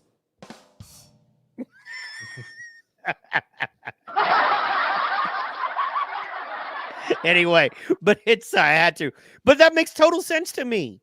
That makes total sense. Also, once again, I'm all about the just don't do that. Just don't do it. I'm just trying to figure out a way to say it. Because, man, we got thrown out. For those of you that were listening last week, just a quick update on the Epstein. All silent. I can't get anybody. I have worked some. I've actually been in touch with the author of that article that did the interview. Excuse me. I was actually with the author of the article about Epstein's cellmate and all of that. However, we could not get in touch with them, and everybody from jailers don't even want to, just basically high-level federal law enforcement officers and people like that I know. Nothing. Nobody's saying nothing. So Epstein's cellmate, Epstein's old cellmate, the guy that's currently alive, probably won't be for too much longer. And currently, as far as I know from people in contact with him and the people I know, he's in the wind. So this man is in federal custody, yet nobody knows where he is. Do you have this on YouTube and Facebook? Yeah. Oh, my God. Why? I always do. Why? Why? What, man? You hold up on me. What? Message. That's all. That's all I got to say about that. Message. I pray that the young man is all right. Me too. Agreed. Agreed, man. I agree with that. So anyway, let me bring this up right now because it's dovetailing.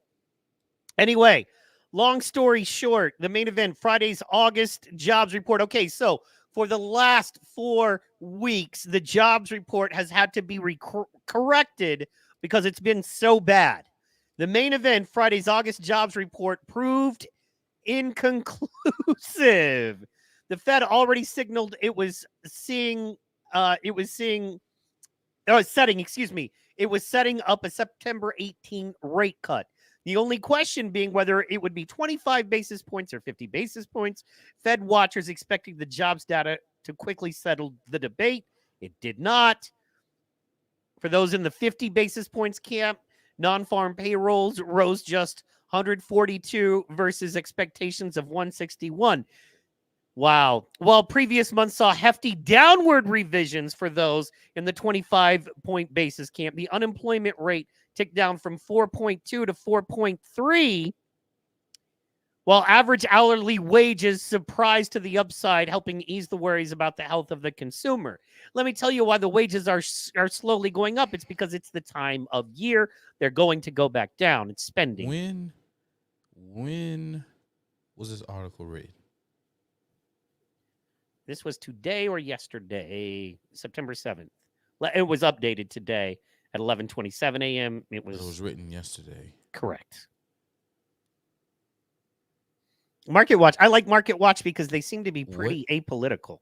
What day did they say that the Fed is going on?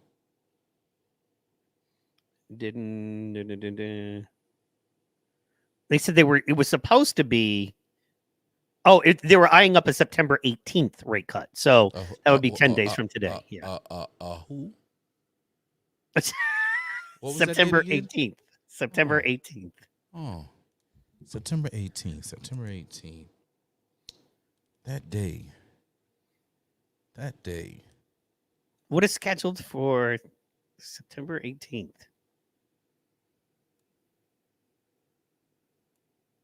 Tell me.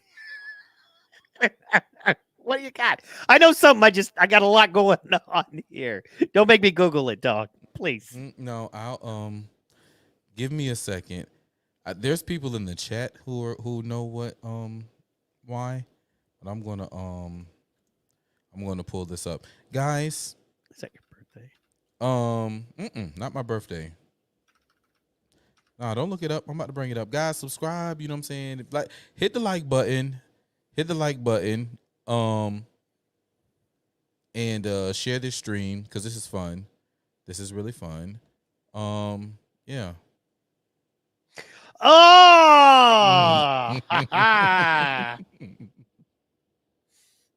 That once again plays into it as well, doesn't it though?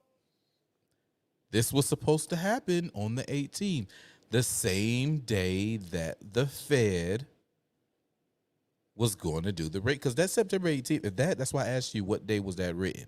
Yeah. It was written on the 7th, which means that September 18th date had been set for a while, because he said it was expected. True. And then Mercon, their plan is definitely it's crumbling. It's crumbling big time because all their judges and all their prosecutors are being caught up in BS, right? The market is crumbling in their hands, like it's literally disintegrating. And that's the thing. Again, that's what bothers me. That's what scares me about even in Trump winning. We're gonna have a lot of work to do. We're gonna have a lot of work. We're gonna have to build a new economy, guys. Don't forget that during his first term, he was building the parallel economy. This shit was going to crash regardless. He was building the parallel economy, which is why businesses were getting startup money and were getting cuts for them to go ahead and get equipment and property and buildings. He was setting the people up. He knew crypto was going to be the win. He was fucking with crypto in the beginning. That's why he just came out and was like, all right, fuck it. Yep. America's going to be the crypto capital of the world. Right. Because he knows. All of us were buying crypto back in 2020, 4 years ago. And the same crypto that we were buying, telling you to buy, the bankers told you, fuck them. Don't buy them. And then secretly they started buying them. And we were saying that. Shouts out to Shaka. That's true. Shouts out to Shaka Shakur. Shouts out to Amaru. Shaka got the by the he way. was pushing the game out. Yep. But it got missed. So hey, look, I ain't gotta talk.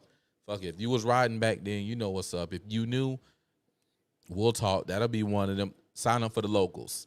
Go ahead and get the locals jumping. You can get the locals jumping, and I promise you, I had this conversation with y'all in there.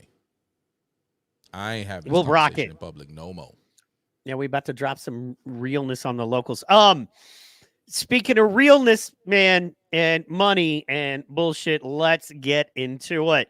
This is what I know this is probably what y'all came for.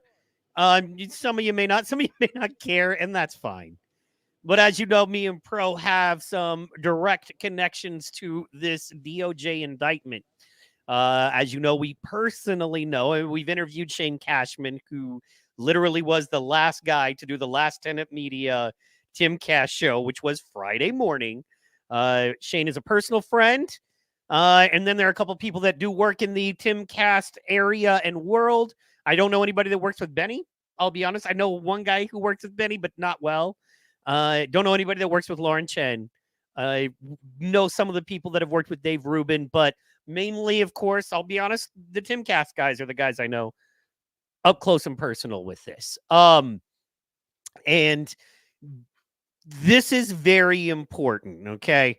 So I just want to start here and then disseminate because I feel like Matt Kim's breakdown here is the best possible. So what it basically says is finally read the full indictment involving Tenet Media. The most important point that no one seems to talk about. Guys, please listen.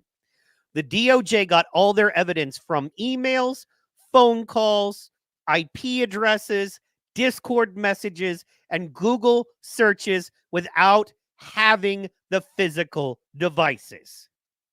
The DOJ got all of the evidence for these indictments from emails, phone records, IP addresses, Discord messages, encrypted. Dude is getting arrested in France because supposedly you can't get this information. Yet somehow the DOJ had Discord messages and even Google searches without having any of the actual physical devices.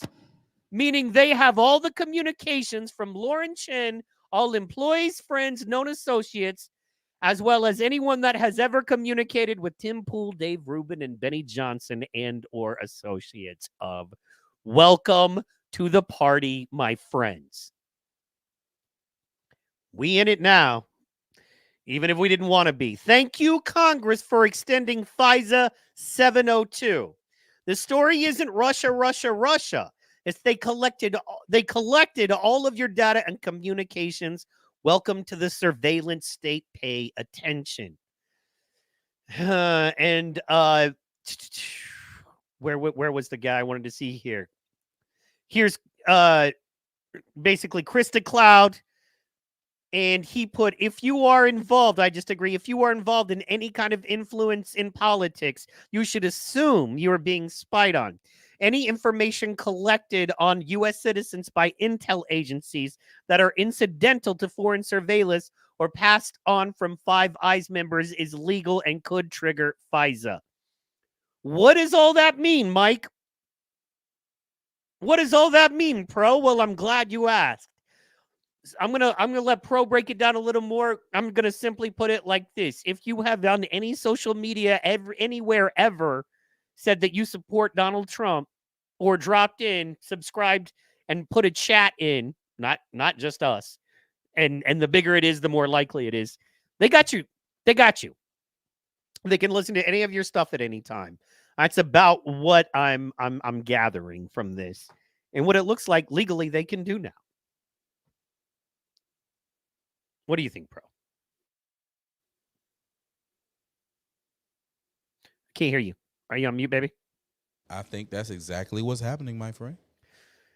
I think that because, like, first of all, it's fucking evident. They've been. That's why, like, yeah, but why do you? They ain't coming after me because the fuck was. I'm not doing anything. I'm not doing anything. Money. I'm just doing what I'm supposed to do within the realms of everything legal. You gonna get me for smoking pot? Yeah. And in a city where it's decriminalized and at worst it is a ticket, yeah. I'm not a trafficker of any kind. So what are you gonna? No. No. No. And let me get your, before we get too deep into it, what are your overall thoughts on the indictment? Just to kind of break it down for those that don't know. It is one of those things that is very muddy on purpose, but long story short, a company goes to Lauren Chen and says, we're going to give you $10 million to create a media company. We want you to get the highest profile friends of yours, which is a very small world. Note the grifties. You know what I mean? This is a small, and I promise you, everyone sitting backstage in that green room at the grifties literally personally knows or has been on the podcast of everyone we're speaking of right now. It's that simple. You know what? Dave is on Blaze. Alex is on Blaze. You know what? We don't need to take it, but it's a small world. So basically, a company came to Lauren Chen, offered her $10 million to create a media company. She then went to Benny Johnson, Dave Rubin, and Tim Pool and said, I would like to start a company for you. Now let's stop and ask why. And it's, why did she take the money? Blah, blah, blah. Okay, well, we'll get to that in a second. But why did they create this company? Because of censorship. They literally created Tenant Media, and there are videos of Tim and Benny saying this. I don't watch Dave much, but I'm quite sure he said it too. And they said, we are creating a third company, so if they go after any one of us, the company can survive. So you can still have connections to us. Meaning if I were to be taken out, you know what I mean? But, you know, the Pro Inc. thing was still going on, but they arrested me, it would still live on. You know what I mean? Hopefully Pro gets so big that even if they take him out, the movement moves on too. But you have to think about these things. You have to back end. You have to provide channels. Heck, I'm doing entire projects right now that I'm enjoying doing, and that's what they're there for. But it's specifically to cement and solidify channels that are not directly related to what we're doing now, in case these channels get blown out the water and we have to move to those channels. Straight up.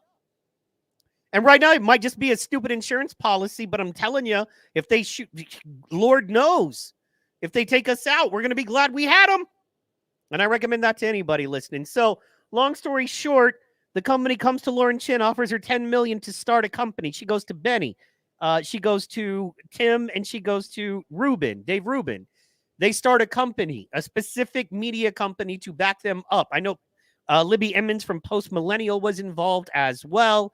And as far as paid work, you got Taylor Hanson, who I've never been that big of a fan of. But you also do have Shane Cashman, and they are literally working at these companies as well as others. Now, come to find out, the two guys who paid her the money actually worked for RT and were fraudulent. Even in the DOJ, even Christopher Wray, head of the FBI, love him or hate him, and the DOJ has said, Tim Pool, Dave Rubin, Benny Johnson, Lauren Chen, all are victims. Victims. They were defrauded. Okay, now, what were we just talking about? Cryptocurrency.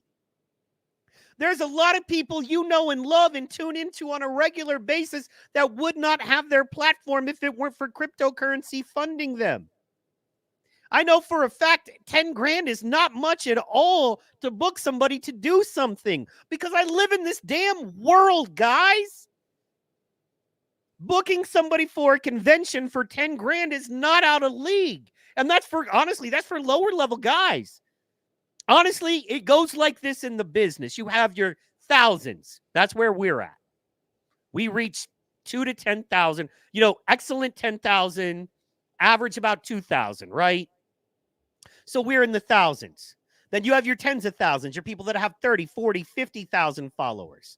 Then you have your hundreds of thousands followers, right? Those are your B league. Then you have your millions. And your millions just basically can walk in and be like, you're going to pay me this and I'm going to do what I want. And you go, okay. So those are your millions. Your 100,000s, there's a little bit of negotiation there. Your tens of thousands and your thousands like us, man, what do you got? Let's go. Get them on the phone. I don't care who it is. Let's go. You know what I'm saying? I'm not saying I don't care who it is. I'm not. I'm joking. I know you're joking, but I'm not. I'm just look. I do care who it is. There are people, and I'm just speaking up. As he says, I'm just letting me know. I'm fuck you. You ain't finna catch me up like that. I'm good. We about to talk. I need to know about this money. I need to know about you. Why? Because Pro is the guy with the receipts. That's just my nature, people. Yep. I'm going to do it. You should be more like Pro. You guys should just be more like Pro. Just a little bit. Just, put some little bit of the seasoning on there. You can't be listen. I have tough issues being 100% Pro. You damn sure can't handle being 100% Pro. Because I know. Because I'm Pro. We can put a little seasoning on that thing. Spice it up a little bit. Be all right. But, nah, bro. For this reason right here, though. For this reason right here. And that's what I'm saying. Even with, bro, I've been throwing parties and shit forever. You know how many motherfuckers that came to me? Hey, man, I got some money for you. You know what I'm saying? Boy, I see you. I'm trying to invest on the party. What's up? Hold on. Nah, let's talk. Let's talk. I need to know. This money that you invest in, this what you I need to know. Because I ain't trying to get caught up in no fuckery. But that's what you call laundering right there. I don't own a laundromat. And I don't wash cars. So there's no way I'm going to do that. That's just me. Why? Because of what I just said earlier when it comes to getting caught up in this shit. Nah, bruh. Not me. Not me. I don't like having, listen, the few times that I went to the county jail was the worst time of my life. And all of those, with the exception of one, was just for a couple of hours. And the other one was a day or so. I damn sure don't want to put myself in a position where I got to sit there. Hell no. No. So no. Who are you? You got how much money for me to start this business? Oh, all right, cool. Let's talk about this. Where you get this? What's this? What is money from? What's money from? Now I need to see. I need to see. Cause the fit. Look, bro. Look. But isn't that what fraud? Isn't that the core of what fraud is? I understand. Misrepresentation. So if somebody comes to you and goes, "Hey, here's $10,000 a month or $10,000 a week per show," I was like, "Okay, well, where's the and you know me, right?" Mm-hmm. And then it's like, "Well, where are we getting this money, dog?" It's like this company has tons of gold. I personally know some gold traders. They're stupid. Like you know what I mean? Like I don't know some. I know a gold trader, and the dude is so rich he doesn't let me hang out with him much. I don't blame him. But these people they trade gold on like with the UAE, and they're talking about I've got 470 tons of gold. However, we're negotiating shipping and security costs for it. You know what I mean? And that kind of thing. And right now, a lot of gold is coming out of the Middle East to secure U.S. things. It's a whole nother story we do not have time to get into. But, excuse me. The deal there is that it was fraud. It was RT money. And they didn't say it was Russian. And the guys... one of them said he was Russian, which it's not illegal to do business with Russian people. And now, to get to that, how much money does China directly give or through NGOs give to candidates? Mm-hmm.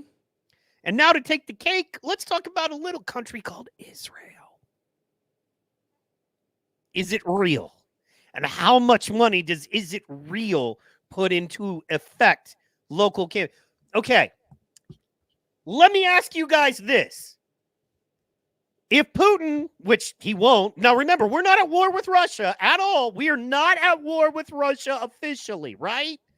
So if Putin were to come to America, what would happen? He would probably be locked up immediately for quote unquote war crimes, because the only people that can't get away with them are people we don't like, I guess.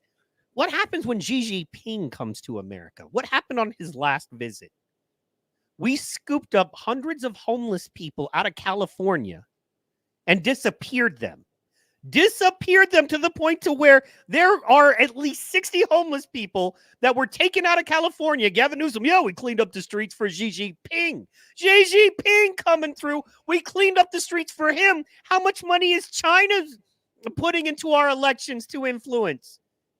We know there are Chinese spies. There are people married to Chinese spies. Swalwell. I mean, come on, man. Right? But that's okay. Oh, Fing. And then what is it? AIPAC, AIPAC. You can take money from the place that is real, and it doesn't even have to be registered as foreign donation.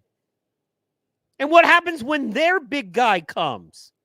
He not only goes to the White House as soon as Kamala's put in, like literally a day or two later, he goes to the White House. She won't meet with him publicly, but she meets with him privately.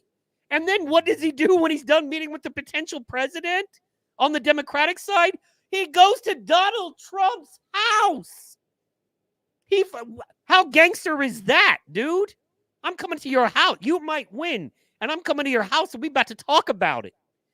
And what your moves. So I'm just saying, you will find that China and the place that is very real spend far larger amounts of money. Venezuela is spending millions of dollars on our elections right now. What about it? There is so many, UAE, Dubai. There are so many countries that are quote unquote hostile towards us. We lay out the red carpet for their genocidal leaders. Look at the Uyghur Muslims. Look at the Buddhists. Look at China. The genocidal leaders, we roll out the red carpet and disappear Americans so they feel more comfortable here, showing you how much the Democrats care about life, human life. Mm-hmm. Yet a fraud company gives money to Lauren Chen, and then she hires people, and all these people are now implicated. They get immediately fried off YouTube and fried off other socials, almost like it was a freaking setup, man. Of course, now, it was a setup. Yeah, one thing I want to get deeper into here, and once again, I know what I know, guys, and whether you know, shout out Fuego, by the way. You know what I mean? I haven't heard from him in a second. I think Fuego love hates me, but anyway, here's the thing about it: is that I lost my train. Oh, Tim. Let's get into Tim for a second. So, the specifics of Timcast. It was nothing about Timcast. It was nothing about his daily show. Had nothing to do with this. This was solely a show that he produces on Friday mornings called The Culture War. He was told, and this happened, that they want to distribute The Culture War on networks worldwide, like in Europe and other countries. They want to take this show and they want to put it on networks and channels and internet channels nationwide. That's what they want to do. And for the rights to each show, they're going to pay Tim 10 grand per show to do that. Which everybody's like, oh, that's so much. And I'm like, not in TV world. Look up your average syndication deal, where we produce a TV show and it's in syndication, which just means any network that wants it picks it up. 10 grand is not all that much. And plus, Tim has a lot more money than that. He makes way more than that weekly on his other shows and his other business ventures. So he had a show before he got offered the money, took the money, continued to do the show with zero editorial influence. So he did nothing wrong.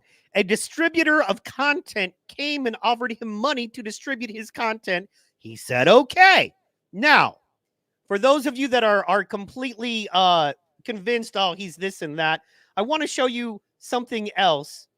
And that is that this administration has precedent in this. This administration has a history of locking people up. Come on now. Where'd he go? What's funny is it'll pull up on my Google. It won't pull up on my Brave. Boy, somebody got to Brave. I'll tell you what. Somebody 100% got to Brave. Let's see here.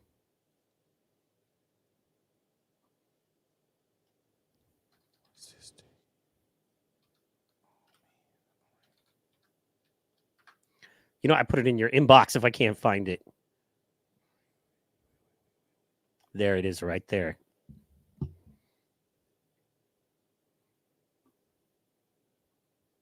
When did this story first come out? Free spoke. Yeah. Let's see here.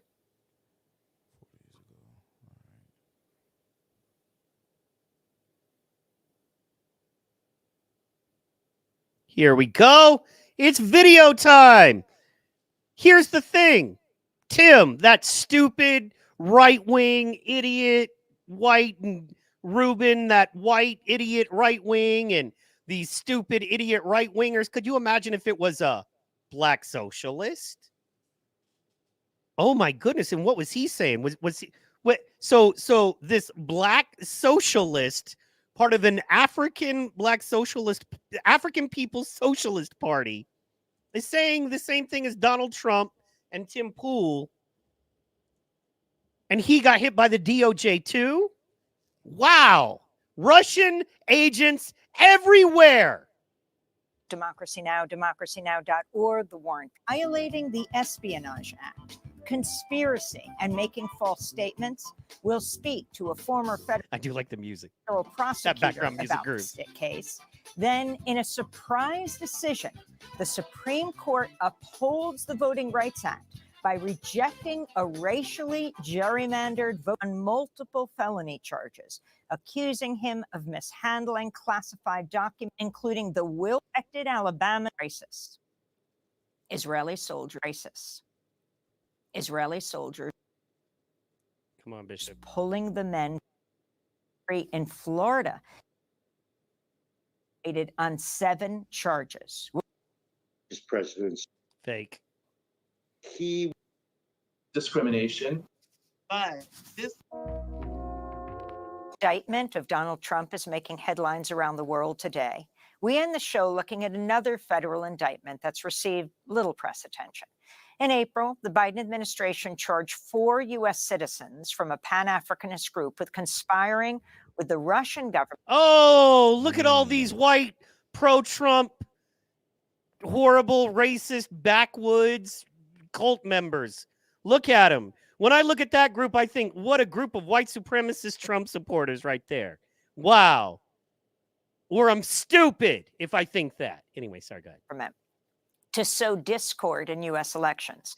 Amali Yeshitela, chair of the African... Wait, what did they indict him on? Sowing discord in U.S. elections, eh? Where have I heard that recently? People's Socialist Party faces charges of conspiracy to defraud the United States, along with Penny Hess, Jesse Neville, and Augustus Romaine Jr. 3 Russians were also named in indictment unsealed by the Justice Department. This follows a violent FBI raid on the activist properties in Missouri and Florida last summer. African People's Socialist Party has been a longtime advocate for reparations for slavery, a vocal critic of U.S. foreign policy. Amali Yeshitela joins us now, chairman of the African People's.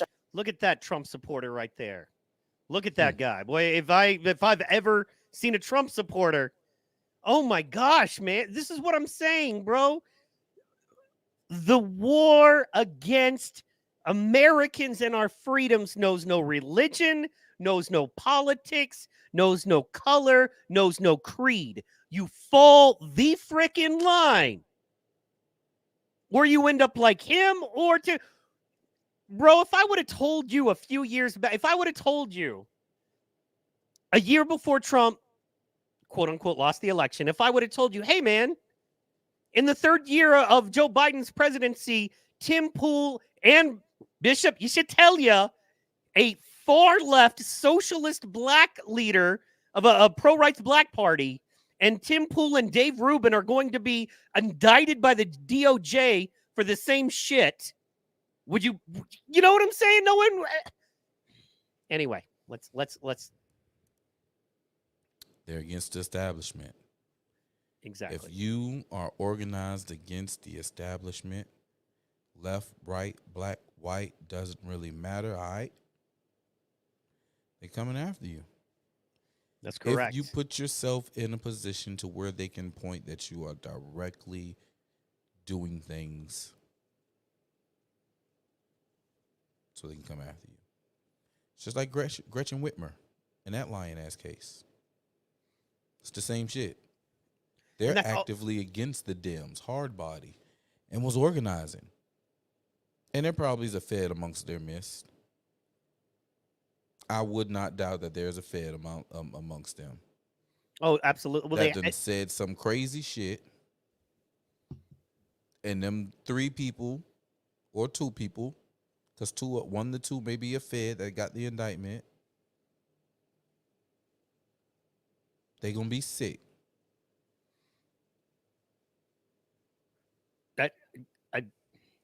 I really don't believe this is all on the level, man, at all. But it's not. I completely believe this is 100% current administration shit. But let's hear my man out. Again, we spoke to you after the FBI raid on your house in St. Louis.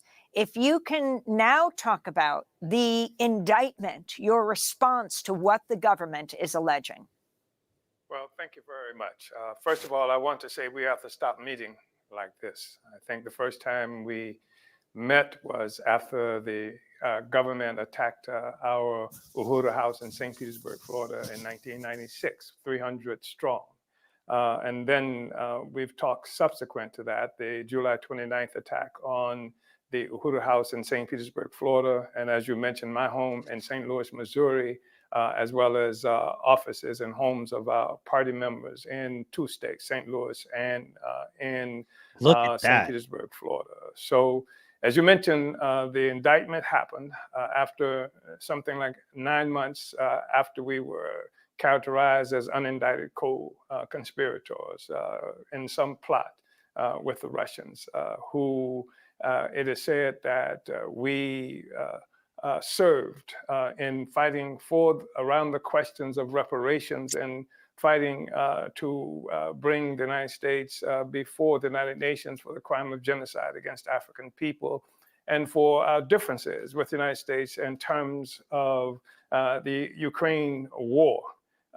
Did you hear that? Yep. They're using.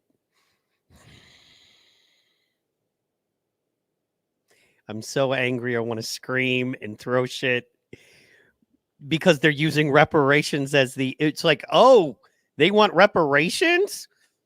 Let's figure out how they're Russian agents. Oh, they don't want Kamala? Let's figure out how they're Russian agents. And the thing, Let's if you make them into Russian agents. Wow, exactly. Let's make them into Russian agents. Let's send somebody over there. Hey, y'all want to make some money? Come send that money over here to America. Pay these people right quick. We need to set them up right quick. Tell them you're doing X, Y, Z. Yeah. That's why you have to get it all in writing or recorded, whichever way you can, especially when money's exchanging hands, so that when something like this indictment, oh, no, hell no, all my communication is everything we agree to, and that's all I know. Simple business deal. I asked them for this, I asked them for this, I asked them for this. They provided this. We got this contract. Here you go. There's the money, there's a stub, and it is what it is. I don't know about nothing else. I don't talk to them. They don't talk to me. My contract, I do this, and this is the parameters of what I do. Ain't no extra BS. This is it. Free and Well, clear. that's it. They when want to it- come mess with you, but you throw it out there now. It's the media. This social media time, baby. Put the blap, throw it out there. Leave me alone. Leave me alone. what you just described was Tim's deal. You understand that, Tim? I mean, for those of you that don't know, and yeah, there's a lot not to like about Tim Pool. There's a lot not to like about me. So shout out if you do. I love you back. And if I can ever repay it or help you in any way, you holla. But there's a lot not to like about a lot of people I absolutely love. You know what I mean? So look, but there's a lot not to like about him. Fair enough, this and that, blah, blah, blah. But at the end of the day on this, and one thing I know about the guy, he will never change his editorial stance. That's why I like him, because like him or not, you know he's telling the truth. He's saying what he feels is the truth, at least with all the information he has at the time. Now, that's the important thing to remember here, is that his deal was, we give you this amount of money, your show you're already producing. Just like if somebody came to us and said, we're going to give you so much money a month and we're going to take, you don't have to change anything. We're not even going to talk to you. You're not going to have any communication with us. Because actually we got it through, say it was freaking Timcast. And Timcast was like, we love what you do. We've got, Scanner Media, which is his personal media company. And we're going to put you on. We're going to give you guys $5,000 a month or $5,000 a show. We're going to put you on. And I'm like, cool. For whatever reason. A lot of times it's people with money that believe in the message and want to put it out there. Now, if you have, and this is where they get off on not, on your ignorance. This is one of the ways they get off on your ignorance. If you have millions and millions of dollars, especially if it's in crypto, or it's in what they call liquid, meaning not hard assets, but it's just a bank balance on paper, your taxes are insane. Your taxes are brutal. So doing 120 grand a year when you have 120 million is not that much money. Okay? If I offered you $10 a month to do a podcast because I had $10,000, at the end of the year, I owe you $120 out of my 10 grand, or I can pay that out to taxes. I'd much rather you get that money if I believe in what you're doing. It's not rocket science. My man Me just says, that's facts. If I had the money, none of the hoteps and any of you would ever have to worry about money again. Hell yeah. Man, you just keep that gun loaded. Okay? Keep that gun loaded and keep that fresh water supply secure, Me. I'd give y'all $5 million a year just to keep putting your messages out. Word. The world needs it. Amen. Thank you. And you too. That fund that homeschooling. 100%. Absolutely. I completely agree. Now, I'm still going to ask where that money came from. I still want to know where it came from. I don't. But I need to know. I would listen. That's what I want. Everybody wants that. Excuse me. That goes down to even your donos, bro. Just think about it. You got people coming in your chat. $50 here, $100 here, $100 here, $50 here, $100 here. That's gonna flag. Well, you're gonna have to pay taxes on it. It's gonna flag. Yeah. And they're gonna want to know, well, who's this donating this money? It's real. It's that's all they have to do too. To add into the indictments. Like these people are sick, bro. And we gotta pay attention. Yeah, and imagine, bro, I'm a Fed, and I decide these guys have a weekly show. Okay, so Mike has a weekly show on Tuesday. Doesn't have much to do with politics on purpose. It's just a show to, bring out talent, and sometimes we hit politics. This Tuesday, we going to be together, you know what I mean? You're going to be live. I'll be in the bird's nest, you know what I mean? But we're going to be doing it large. But most of the time, my show on Tuesdays is specifically not political. So, and then your Sunday show is extremely political.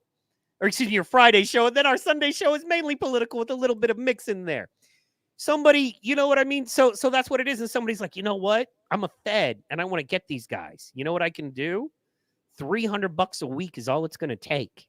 You know what I mean? Less than a part-time paper throwing job is all it's going to take. And I give them 100. Now, all I got to do is do that for a month or two. Then Where's that money coming from? Well, that money's flagged because it's from Russians. And then you talk to them and blah, blah, blah, blah, blah, blah, blah, blah, blah. And it's a whole thing. And the problem is not that this happens, but the problem is that, I mean, it's a problem it happens, but the problem is the fact that then YouTube and Facebook and other places, thank God Elon has X right now, can fry you and destroy your career, destroy your message, shut you down. That's the real problem. LS says, how is what they were doing different from YouTube, let alone Rumble? By the way, FISA is unconstitutional. Thanks, GW. Yeah. Now, it is beautiful. Dick Cheney just came out and endorsed Kamala. I'm like, isn't it that's not an funny how the endorsement. Yeah. Democrats who hate Dick Cheney, hate Dick Cheney, hate Dick Cheney. Oh my God, love you, Dick Cheney. Like, what? I think it's hilarious that Rage Against the Machine built their entire career on the anti-Iraq war and the anti-9/11 movement. And now Tom Morello, Rage Against the Machine, and Dick Cheney all agree on shit. Raging for the machine. Yeah, Rage for the Machine. Repeal the Patriot Act. Yeah, that's he will not fly. Wow. And that's a military man. And if he was at Tinker, he's close to the Air Force and he won't fly in a plane. Wow, that's a big deal. That you heard it here first, man. Wow. Thank you for your service. And wow, as an my grandfather retired Air Force, Tinker Air Force Base. Buddy Yeager was his name. He was long retired when you were there, I think. But man, those Air Force guys know a lot about that stuff. They just do, man. So he hasn't set foot on a plane since 2005. That's something for everybody to keep in mind there. But let's talk about, you should tell, I want to finish this real fast. Let's go.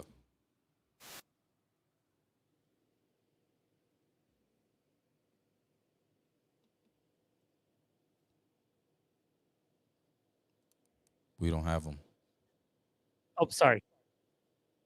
The matter is, and in Back 'em up a little Alabama, bit, where we saw in subsequent to that, the July 29th attack on the Uhuru House in St. Petersburg, Florida, and as you mentioned, my home in St. Louis, Missouri, as well as offices and homes of our party members in two states, St. Louis and in St. Petersburg, Florida. So, as you mentioned, the indictment happened after something like 9 months after we were characterized as unindicted co-conspirators in some plot with the Russians, who it is said that we served in fighting around the questions of reparations and fighting to bring the United States before the United Nations for the crime of genocide against African people, and for our differences with the United States in terms of the Ukraine war.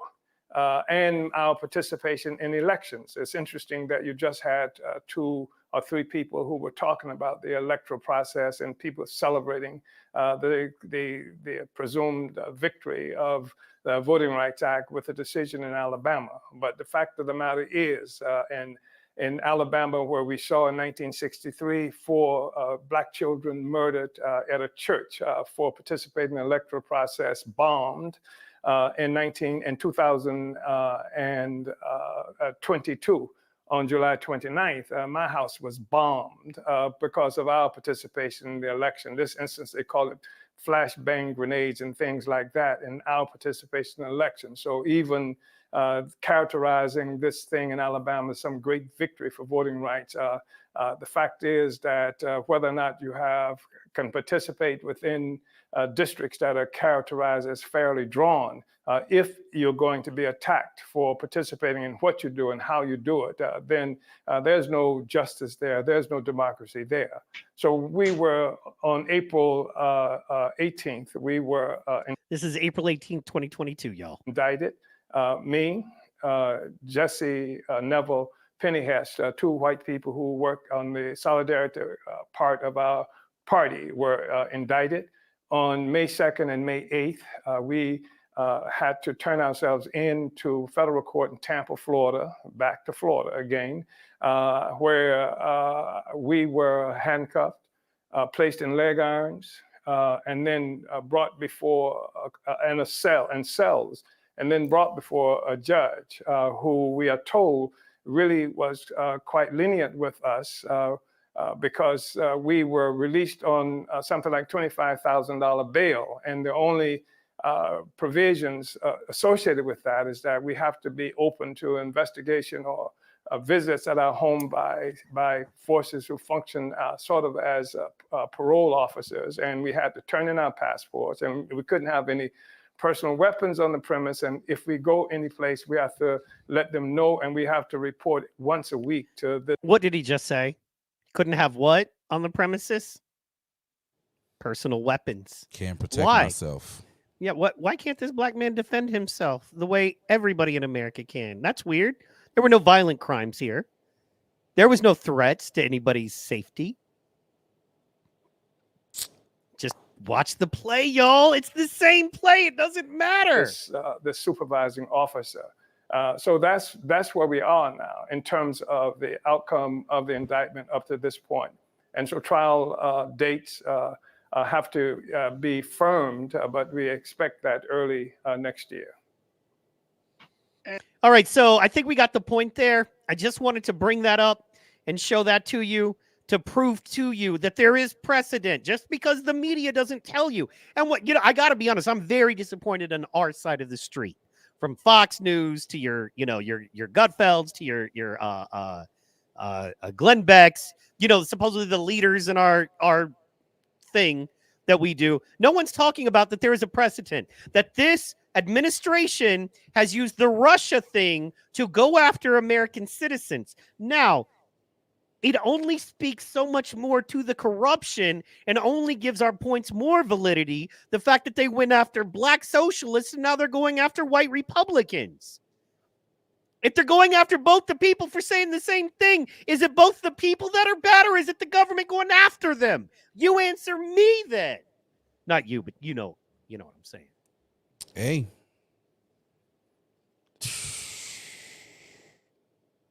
They've been doing it on black people. Yeah. And they know it, which is why I don't understand why they sit back and just accept this shit. But tell you that Trump is bad. You mentioned Fox News. Those are controlled ops, man. I know, but this is such an easy one. They're controlled ops. To me, if I was a Fox News, if I was any news guy, I mean, I work way too hard on this shit for free, but I'll be good one day. But I've been working on this for days. But the thing there is that it's just such a slam dunk. Look, guys, this is what they do. And you want to get black voters out for Trump? This is what this administration does to. And if you look up their movement, it's extremely, it reminds me a lot of the original Black Panther movement before it got infiltrated. In that they have, and I mean, it's nothing fancy. It's like, 10 little computers, old school computers and notebooks for after school for kids. Take it from a latchkey kid who at 6 years old, literally 5 and 6 years old, was coming home from school because mama had to work and there was no daddy and no brothers and no sisters. You know what I mean? And had to stay alone. It would have been great if I had other kids and little tutors there after school that could help me with my stuff. That's what they're providing. Most dangerous thing in America. J.R. Bell in the building.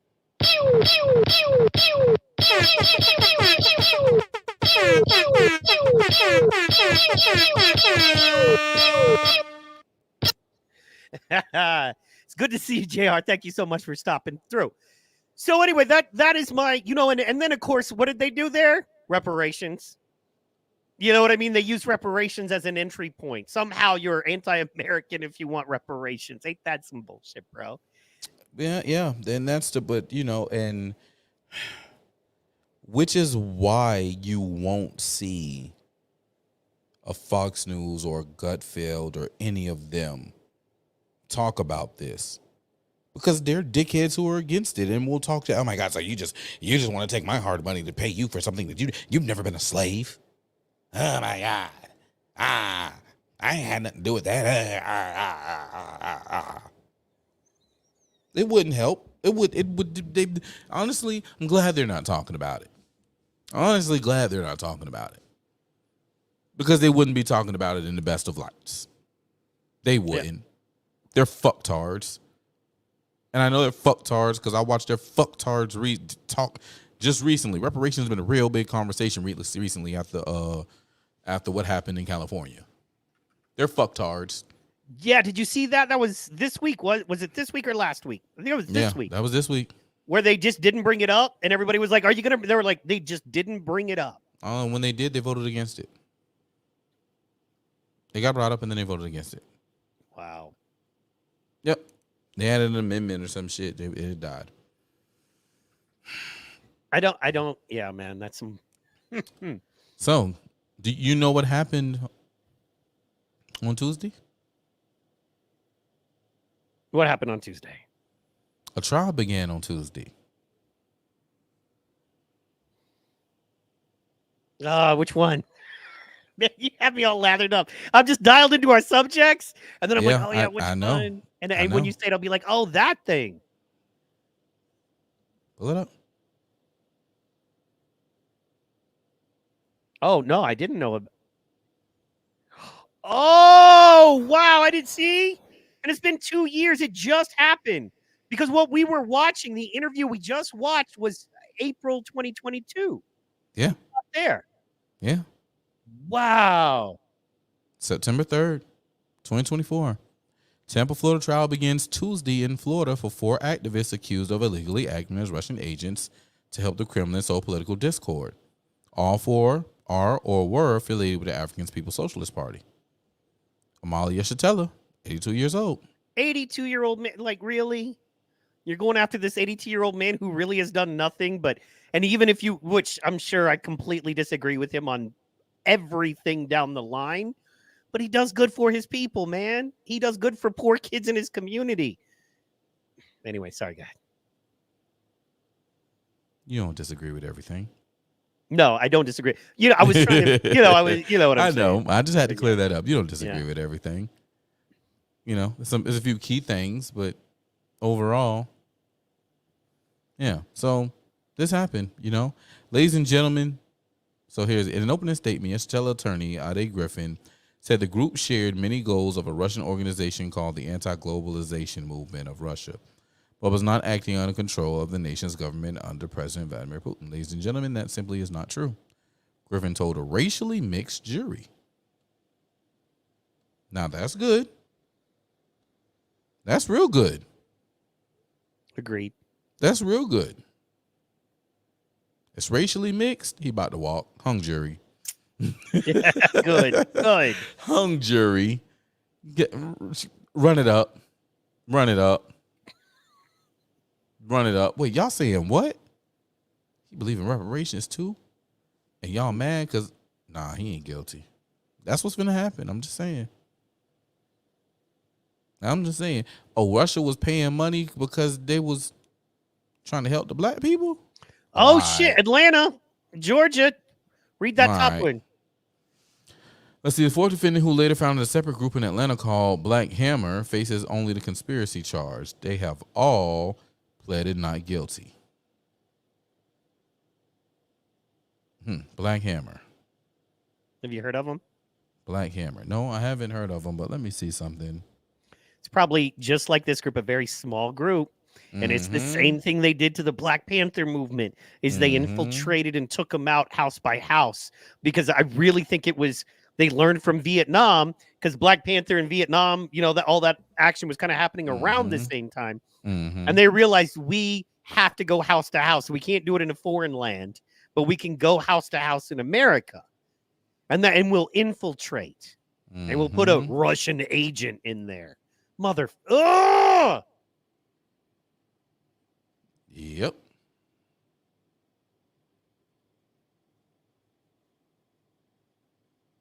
Look at there. All right. That's what's up. My bad. One of my boys I went to school with, sports broadcaster. And he's been doing sports all the way, you know, from college. And now he just made it to the sideline of the Bucks game. Oh, heck yeah. Manifestation season continues. That's the caption. Proud of my boy. That's beautiful, man. That's beautiful. Yep. Yeah, you know what I'm saying? This is America. See, this is America. And in America, you make your dreams motherfucking come true. You bust your ass from the ground up. No Diddy. Pause. And you know, that's something that I think that a lot of people miss as well in America is that as much as you work your ass off, there are a lot of countries you will work your ass off every day and never get anywhere. You will die in the same hole you were born in. Mm-hmm. The thing about America is that, man, you can pursue stuff. You know what I mean? It's not so classist. If I come from nothing and want to be a touring comedian with Steve-O and Dave Chappelle, I get to do that. You know what I mean? If I want to save up and I'm willing to be homeless in Maui, Hawaii, and it leads to all of that because I know how to plant a seed, you know what I mean? So same playbook, different decade. Absolutely, Montoya. J.R. Bell says, I know people who were involved with the Uhuru movement. So that's, and he says, Republican Party tried to force Dems to bring reparations for a vote, and the Dems ran from it. Absolutely. J.R. Bell, if you know about people in the Uhuru movement, any information you got, we'd love to have there. So anyway, going back to it here.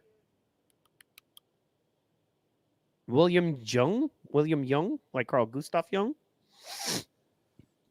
Judge William Young said those issues are not part of the case. Let me see. Although there are some echoes of claims that Russia meddled in 2016 presidential elections, the judge said those issues are not part of this case. All right, so they can't bring in Russia from 2016. This trial will not address Russian interference in 2016. Period. So yeah, Justice Department attorney said the group's members acted under Russian direction to stage protests in 2016, claiming black people have been victims of genocide in the U.S. and took other actions for the following 6 years that will benefit Russia, including opposition to U.S. policy in the Ukraine war. So they don't want people to tell them that they committed suicide here in America or genocide here in America. Yeah, like it said claiming. It's like, what claim? You mean stating. You mean stating a fact that is on record. Sorry, guys. You good. The white boy said it. Yeah, I said it. So now, yeah. No, I mean, how else would you characterize, you know what I'm saying? White boy said it. He said it. The facts that is documented in the archives, in the graveyards, in the shallow graves that are found from time to time. Yeah, oddly. Well, where did these come from? Yeah. So y'all got life fucked up. Y'all got life fucked up. Y'all need to get, man, listen. Don't let these people commit this type of warfare against, listen. This is why I be telling you, simple-minded motherfuckers, stop cheering on the system that is providing fraudulent charges against Donald fucking J. Trump. Because if they could do that shit to the sitting president and the former president and the leading contender to be president again, who was provenly cheated out of the fucking election last time, what the fuck they gonna do to your po ass? You nobody ain't shit having individual. They gonna have their way with you. Like you was a hostess at a Diddy party. Damn.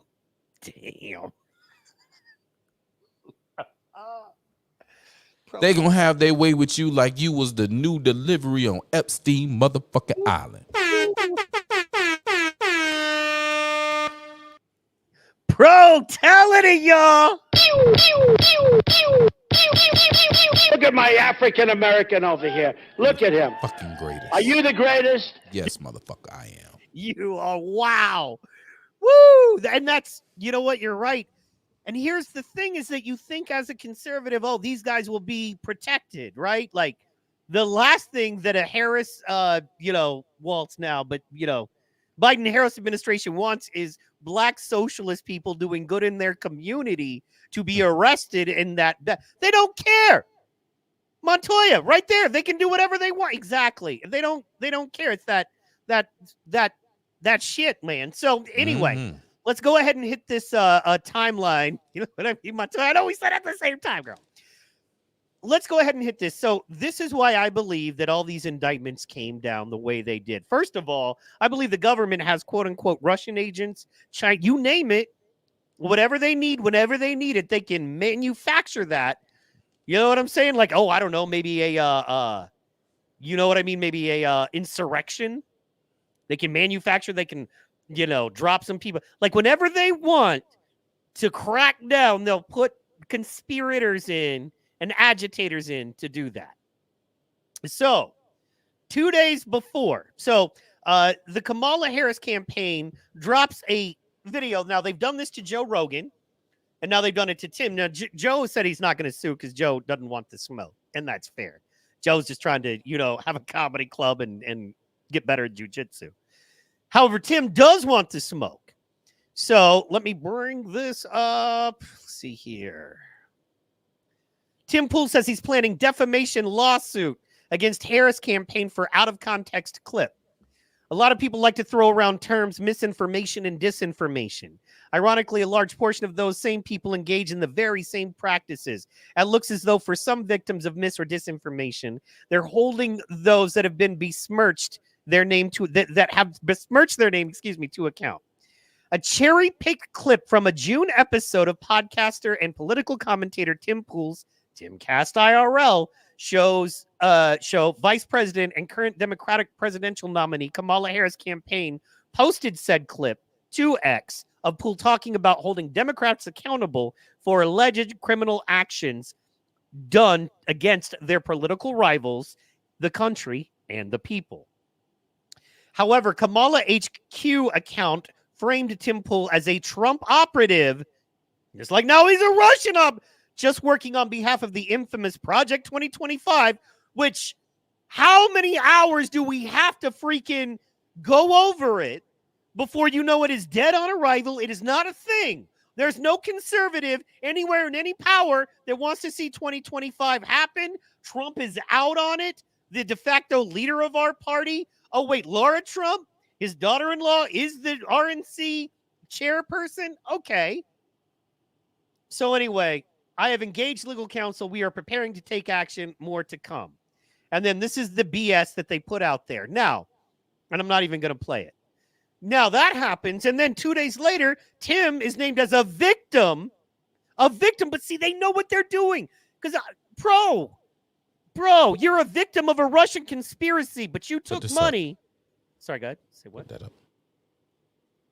Vladimir Putin trolls U.S. presidential race with endorsement of Kamala Harris. So now, of course, this is CNN. I wanted to hide that for a second.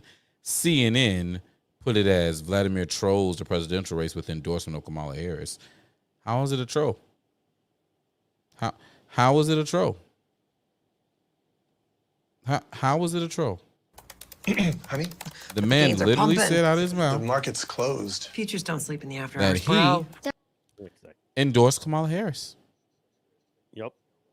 He said that. I'm gonna let that run. Yeah. And while we let that run,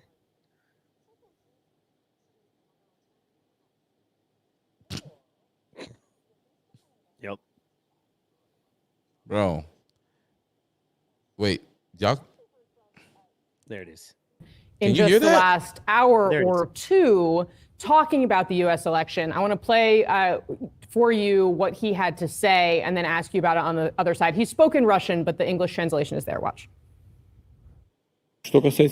As for the favorites, there is no need to define that. It's a choice by the people of America in the end. I've said that our so-to-say favorite was the acting president, Mr. Biden. He's been taken out of the race, but he advised all his supporters to support Mrs. Harris. That's what we'll do. We'll support her as well. That's the first thing. Wait a minute. I heard something just now. I don't know if you caught it. Oh, okay, I'm backing it up. Here we go. He's been taken out of the race, but he advised the end. I've said that our so-to-say favorite was the acting president in the end. I've said that our so-to-say favorite was the acting president. Acting president. Acting president. Acting president. Mr. Biden. He's been taken out of the race, but he advised all his supporters to support Mrs. Harris. That's what we'll do. We'll support her as well. That's the first thing. Secondly, her laugh is so expressive and infectious. That means that she's doing well. I'm like, see, don't make me like him, man. Is he trolling? I Is it don't honest know. Support? I don't know enough about Russian. One thing I will tell you is that humor is extremely cultural. We know that from BET versus, comic, white comedy hour. There are things I can put my white people down and have them watch Comic View, and there's stuff they just don't get and they will never get. And it's not funny because they don't understand it, and vice versa. So, I mean, there's that. But yeah, man, comedy. But I mean, to me, it's hilarious. It is hilarious. But he was so so straight-faced and stern about it. So it's like, Kamala is a pushover. I mean, he was able to take Ukraine under them. Yep. And they didn't do anything. Of course, I want them. Yeah. And we're going to have to admit Trump might be correct here when he's like, he doesn't want me because he doesn't get to do what he wants. Because honestly, the ruble has never been stronger. The relationship between China, UAE, Saudi, and Russia has never been stronger. Come on, to the point of China's coming out going, it's never in 100 years. And Saudi's coming out saying in 100 years. They're now building Russia, BRICS. Yeah, and BRICS. And the BRICS dollars. And them completely trying to get off the US dollar. Which why wouldn't put now? Trump knows I can stop. There are so many business stops I can put in place, but you have to be a smart businessman to understand this stuff. That's why no one wants to listen to me. But it's so good. He wants Kamala. Kamala is good for their business. Absolutely. She's an idiot. And Trump is right. He's like, no, man. He's like, you know what? You can, because dumb war people only think in dumb war terms. Trump is like, okay, you can do that, but that ruble's soaring right now, right? But what happens if we cut all our energy? We're about to have a lot more energy. This is what Trump would say, because that's his plan, as he said many times. We're about to have a lot more energy, Putin. What if we sold it at a 20% less to Russia? Or excuse me, to Europe. What if we competed with you and sold all the energy for 20% less than you sell it, and we'll take that lick on just to defeat you financially? What are you going to do then? Watch him back up. And I guarantee no one in the current administration has even put that together. Or they have, and they don't want it because they want the war. Because if Putin's not a boogeyman, Tim Pool's not evil. So, and I got to deal with just me because I love you and I respect you. And you hit me with some, you said Tim Pool is a Bernie bro. He ain't never going to be able to shake that. Not with me. That is a serious judgment issue. That is very fair. It's just me. That is fair. I was a Bernie bro. I was. It's cool. Nobody listens to me anyway. It's fine. But damn, don't run It's Just Me away. No, I won't. I love him. I just want to be honest with the man. And I just want him to know that things can change. And I was very liberal at one time because I thought that was best for the people because I was lied to. And I thought it was best for the people. And I hated both parties. Now, remember, when Bernie was running, Trump was not an option. And if Trump had been an option, I'd have chose him too. Yeah, I've absolutely was an option. Changed. Trump definitely was an option. Oh, the first. Well, no, I mean when it was the final. When Hillary took it from Bernie. So, look, I hated. I hated Hillary, and in fact, I'll be honest, it's just me, and I have probably told this story before, but it cost me my career. I had an entire TV show I was producing called The Best of Times, based out of Las Vegas. Fox had picked it up, not Fox News, but Fox had picked it up, paid us money to do pre-production. I was working with another friend of mine, and I said I couldn't vote for Hillary Clinton. And when I said I couldn't vote for Hillary Clinton, I got basically attacked. And this was like, either I vote for Bernie or I vote for no one, because I didn't think I could vote for Trump at that time either. And then basically the hell came on me, lost the gig, lost so much, went into a deep, dark place. And love it or hate it, man, access and they're smart about this, but there was Crowder and there was Tim Pool. And Tim was just starting his podcast. He still had Adam Krigler on, you know. Who doesn't still hate Hillary? So the thing there is that then I got educated, man. Then I realized I had been lied to. I lived in LA. I lived in Hawaii. I didn't live around many conservatives. And I was taught to hate them because you are taught to hate them. And I didn't realize what had happened. And it took being de-brainwashed, if you will. It took me basically being rejected and going, okay, I'm on my own. Why did they reject me so hard? And one of the big things is making the mistake of thinking these people want the truth. They don't want the truth. If it's a lie that makes them right, that's way more important. And the worst thing you can do as a black man in America, in my opinion, is be an upright conservative, upright standing citizen. They must destroy you because you don't fit the narrative. The worst thing you can do in Hollywood in that industry is not support Democrats. It literally will turn you into a pariah. I'm not the only one with these stories, man. You know what I mean? We hear them every day. You know what I'm saying? So understand that there are a lot of people at one time that thought that Bernie was the best way because they were lied to and told all conservatives were evil, and we were coming out of the Dick Cheney stuff, and we were coming out of that evil war stuff. And then Trump comes along and to talk about Brett Weinstein, who I love. Check out that Joe Rogan if you guys get a chance. He did one this week that was amazing. But he talked about Trump. Okay, the problem was for so long it was the illusion of choice. You had Rhino. You had one party, and they told you this guy or this guy, but it was basically one party. And then Trump was the wrench in the system. Trump was the people's guy, is the people's guy, and they didn't want him. He wasn't approved on either side. That's why you had such a violent reaction when he got in. And that's why you've had such a violent reaction every day since then by the media. So I understand it's just me. I absolutely was wrong. And now I know how horrible Bernie would actually have been. But I needed education. And it's something that our team does and we need to quit doing. And that is, you can't destroy everyone for being wrong if they're willing to. Who here amongst you, you know what I mean? Who amongst you has not made a mistake before? Believe something you were told by people you loved and respected and they were wrong. Raise your hand if it's never happened to you ever in your life. You're better than me. So, but for this one, I was absolutely dead wrong. I needed to be educated. And honestly, if I hadn't have lost my career, literally, and I hadn't have, lost friends and a career, and I was sitting stuck in my parents' house as a, messed up alcoholic dude, if that hadn't have happened, and then I just turned on my TV and there was Crowder, and he was going, here's the deal, just look these up. And once again, I'm not a Crowder fan. I don't like Crowder. I don't. But he does good work. And what he did was provided sources. Same thing Pro does. I've matured and gone on to Pro now, of course, as you do. Crowder is grade school, Pro is graduate level. So graduate school level, excuse me. But it's those lies, man, and those basic ones first. And you got to get into it. I, love my wife, and she was a Democrat when I met her. You know what I mean?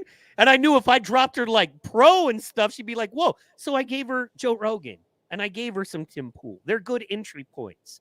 Not everybody is a doctorate level professor. A lot of people are amazing grade school and high school teachers, man.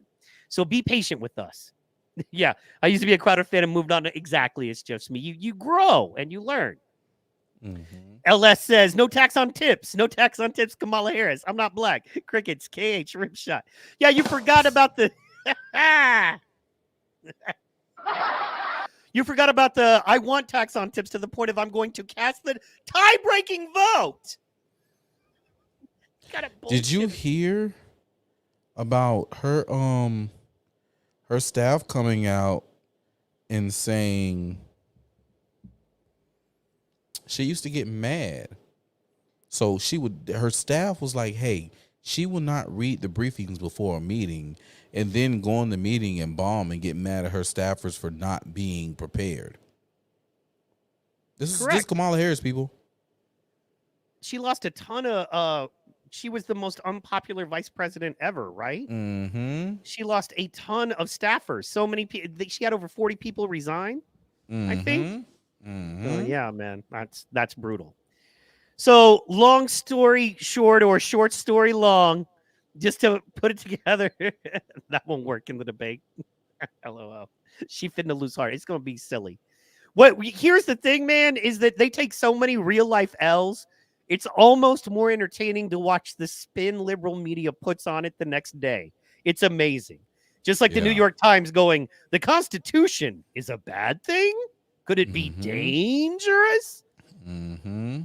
And then you have to flip everything on its head. So let me get into this one, because I warned pro, y'all, but I'm about to go. So let me just recap. Tim Pool says, I'm taking legal action against Kamala Harris for lying. Now, Trump said week before last that his secret weapon, they were like, why did you decide to do podcasts? Because he did Theo Vaughn and Lex Friedman. I believe he plans on doing a couple more. And they asked him, and he said, Barron Trump is my secret weapon. I got a 19-year-old son. 19-year-olds listen to podcasts more than they take in TV. And his son says, hey, man, I love this Theo Vaughn guy. Lex Friedman's probably the most put together guy. So Trump starts doing podcasts. Then they start trying to discredit podcasters, right? The Kamala campaign starts trying to discredit podcasters to the point of now they're getting sued by those podcasters. What happens then? Oh, they're all Russian agents. How convenient. I can't with that. So the point is, man, when one of ours, it's just me in the military, pros in the street military. I've been in some situations myself. What happens when one of your soldiers falls? What happens when one of your soldiers takes a hit? Do you scream, hey, you're costing us all. You got shot. And now us carrying you, slowing us all down. You're trying to kill us all. We hate you. You're out of our army. No, you understand that while you love or hate this person, they were fighting with you. And they were doing their best to get the same goals accomplished that you're trying to get accomplished. Do not kill your wounded, right? And if you're wounded, happen to have millions of people following them and love them or hate them, are literally changing people's minds in a real way to what you want, you don't end or ruin those people, man. Sorry, JR Bell, my transfer greats. So with that said, I told my man I was going to bring it up. Welcome to a little Hotep controversy. Because this is the wrong thing to think. Right here. I love Hotep Goldstein. I absolutely love him. I think he's brilliant. But he put, you set up Hotep Nation to be spied on by the DOJ. I hope it was worth it, because you'll never be allowed in Hotepistan now, Tramp. That is the wrong way to do things. That is the complete wrong way to do them. And I didn't want to get into the Twitter back and forth. I didn't want to get into the Twitter fight and then get blocked and blah, blah, blah, because it is worse than a nail salon on Twitter. So, my man is gone.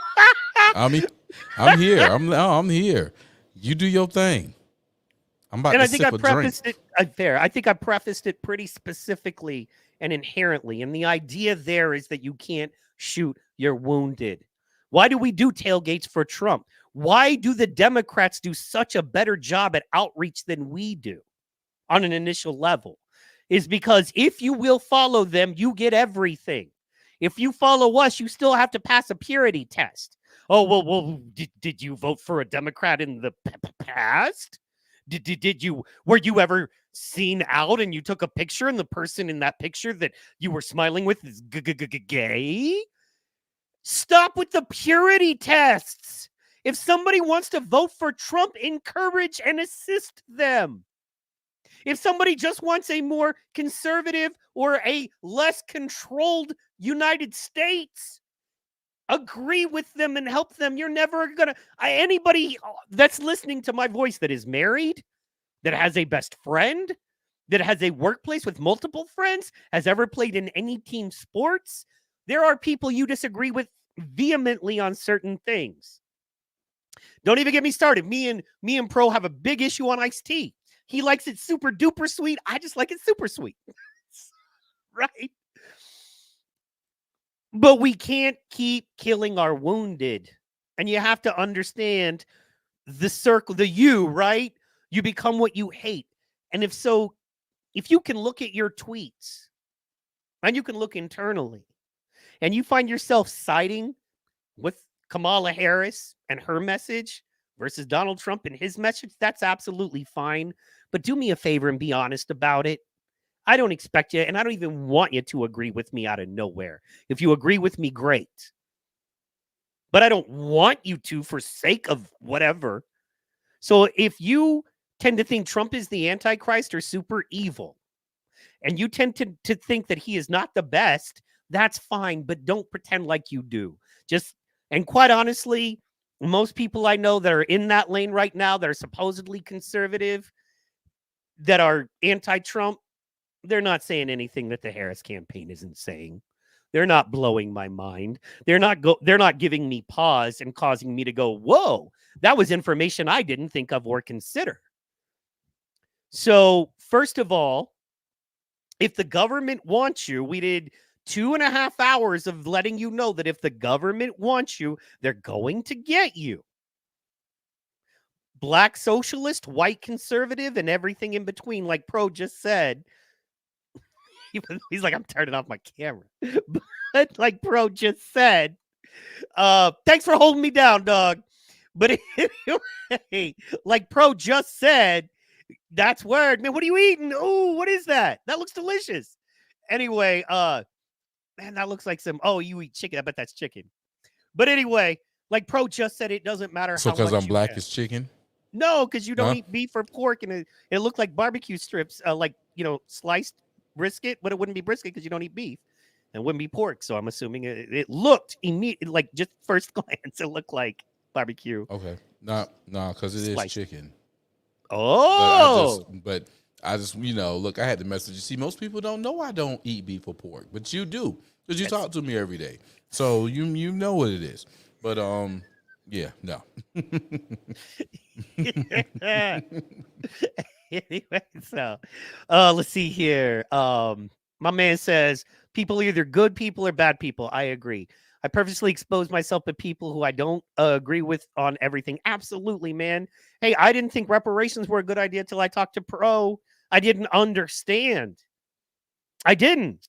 And this is something I'm learning with a lot of folks. If you just believe your side to react the way you do makes sense. Okay, as we're trying to get people, as the home stretch comes, as voting, or at least getting people to stand up and register to vote and all of that, as this gets more important in this home stretch, it's important to know that not everybody has all the understanding, right? If I believed just what MSNBC and New York Times told me about Trump, I would be right to behave like, why would we let this racist, rapist, Satanist, in? But I know more because I study more and I look more into it. A lot of people don't have that time. So why we do our podcasts. So understand, man, a lot of times the Democratic Party has to screw up royally for us to gain people and vice versa. We don't hate them. They don't have to pass a purity test because I promise you most of us all would fail purity tests. It's so important to hang around people who don't agree with you on everything and understand that it's important to go in and going, I may be wrong. I approach everything. You can ask Pro. When I approach a debate, how do I do it? I take their side first. I literally will write out the opposing side's argument first. I will set up arguments for that side and rebuttals for that side first before I even start writing my own argument. How many people do that? I'll wait. How many people do you think really try to understand the other side's point of view so well that they can argue and destroy it because they have all of it? Honestly, I think Trump's team is doing a great job of that right now. Plus, it's not that hard because it's like, oh, you're just copying me. Come on, you're literally just copying me. But anyway, it's so important to understand people you disagree with. It's so important to understand them. And then you can come along and you're like, well, now that I'm a conservative, yeah, man, I think reparations doesn't make sense because boop, boop, boop. And then it's like, wait a minute. I've been told that. It actually makes complete sense. And then whether you agree with it or not, your nation is doing it. There's a lot of Canadians with money in their pocket via reparations. There's a lot of Native Americans in their pocket via reparations. There's British English people with reparations money. Okay? So maybe Black folks in America deserve it as much as everybody else, especially if you submit to the idea that Black folks are as much or more Native American than anybody else, which is true, easily provable, easily. So if Black folks are blatantly Native American, and the ones that weren't Native American, unfortunately, were dragged here in chains, say for a few, it's not to split the hairs, but let's just say Black folks deserve reparations once you understand it. But a lot of people don't understand that. So hang around people you disagree with that are smart, that you respect, and be willing to be wrong. Doesn't mean you are, but be willing to be. That's what I Thank you, JR. What do you think about Pro? Please talk. I'm sorry. You're chilling tonight, man. You snacking? Usually you get into it and I can kick back, but ooh. Oh, Smoky.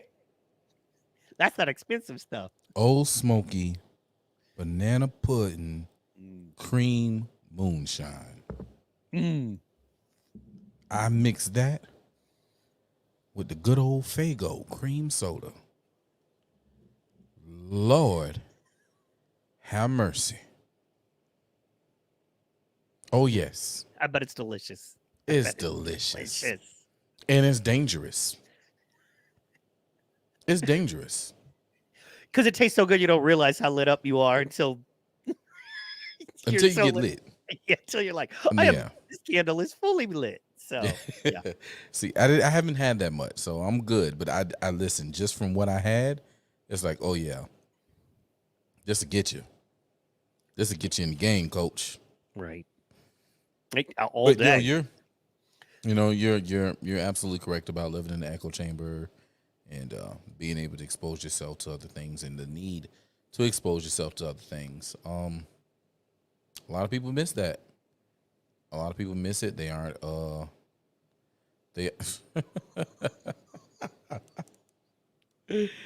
You copied my whole fucking flow. Word for word, bar for bar.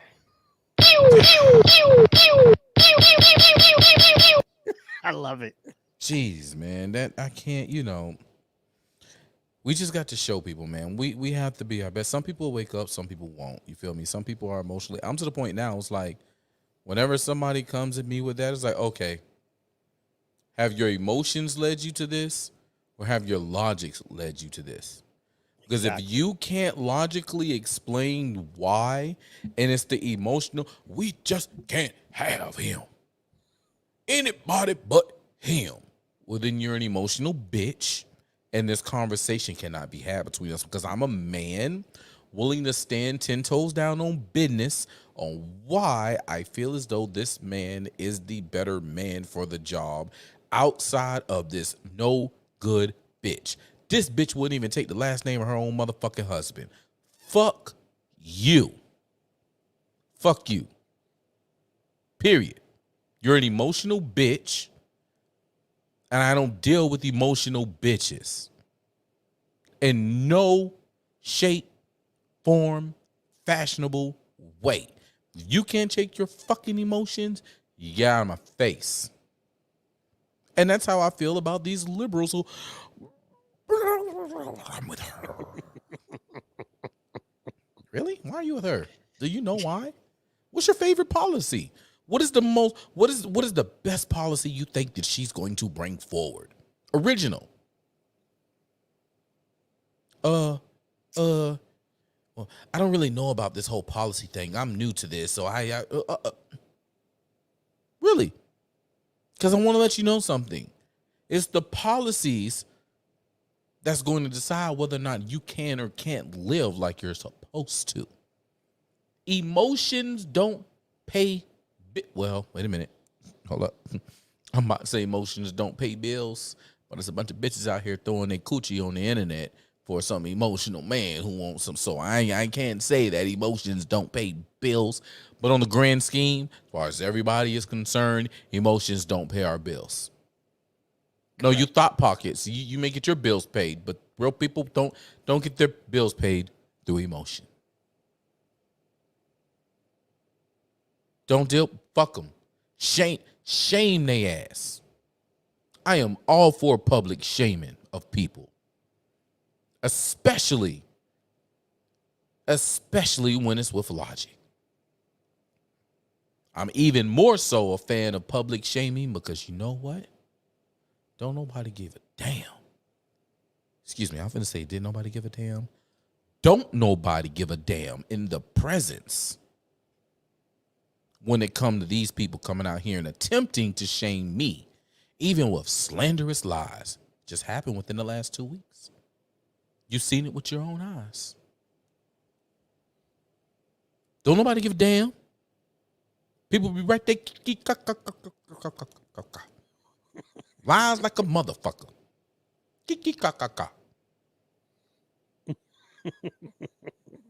So if they can be out here being slanderous and lying on a motherfucker, well, guess what? I'm finna shame your ass with the motherfucking truth. And ain't nothing you can do about it but run like a little biatch. But we've already established that you was one of those. Well, and past that, understand, man, if I wanted to sow discord within a community and I wanted to take the de facto, unelected, uninstalled community leaders, podcasters, like no one, I mean, people voted for you for your one position. No one voted for you to have the most successful podcast in Savannah, Georgia, period, that also is it is a politically based, but it's still the most popular podcast out of your city. So no one voted for that. No one signed off or allowed you to do this. You know what I mean? You chose to do it and the people supported you. And that's why you're so damn dangerous. That's why they be hating. But regardless of that, that's the key there, is that if I wanted to sow discord, I would come after you got, and let's be honest, you got Lauren Chin. She's the hot one. You know what I mean? She draws in the dudes and the younger dudes. She's the hot one. Then you got Tim. Tim is for if you're 35 to 45 and you still want to make a difference and you still want to feel vital to the cause and you need to know and you want to know what's going on and you want it from a more conservative viewpoint. He's that guy. Once again, is he bombastic? Yes. Does he go overboard? Yes. Look, he's got a lot of space to fill. We can get into that. Then you have Dave Rubin, the gay one. You know what I'm saying? The gay one. They do not want gay people voting for Trump. And maybe you don't either, but whatever. They're going after him on purpose for the same reason. Let's just talk about reasoning, not your opinion on these folks. And then you have Benny Johnson, who, what? Wait a minute. Hold on.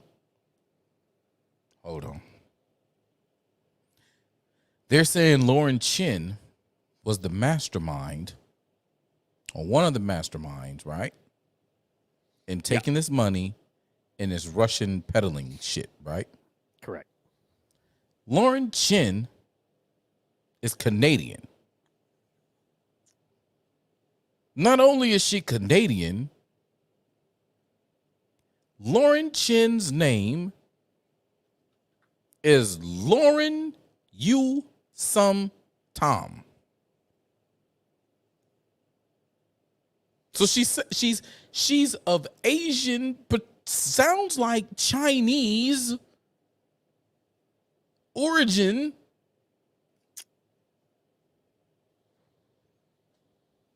Who lived in Canada to sow discord in American elections with Russia.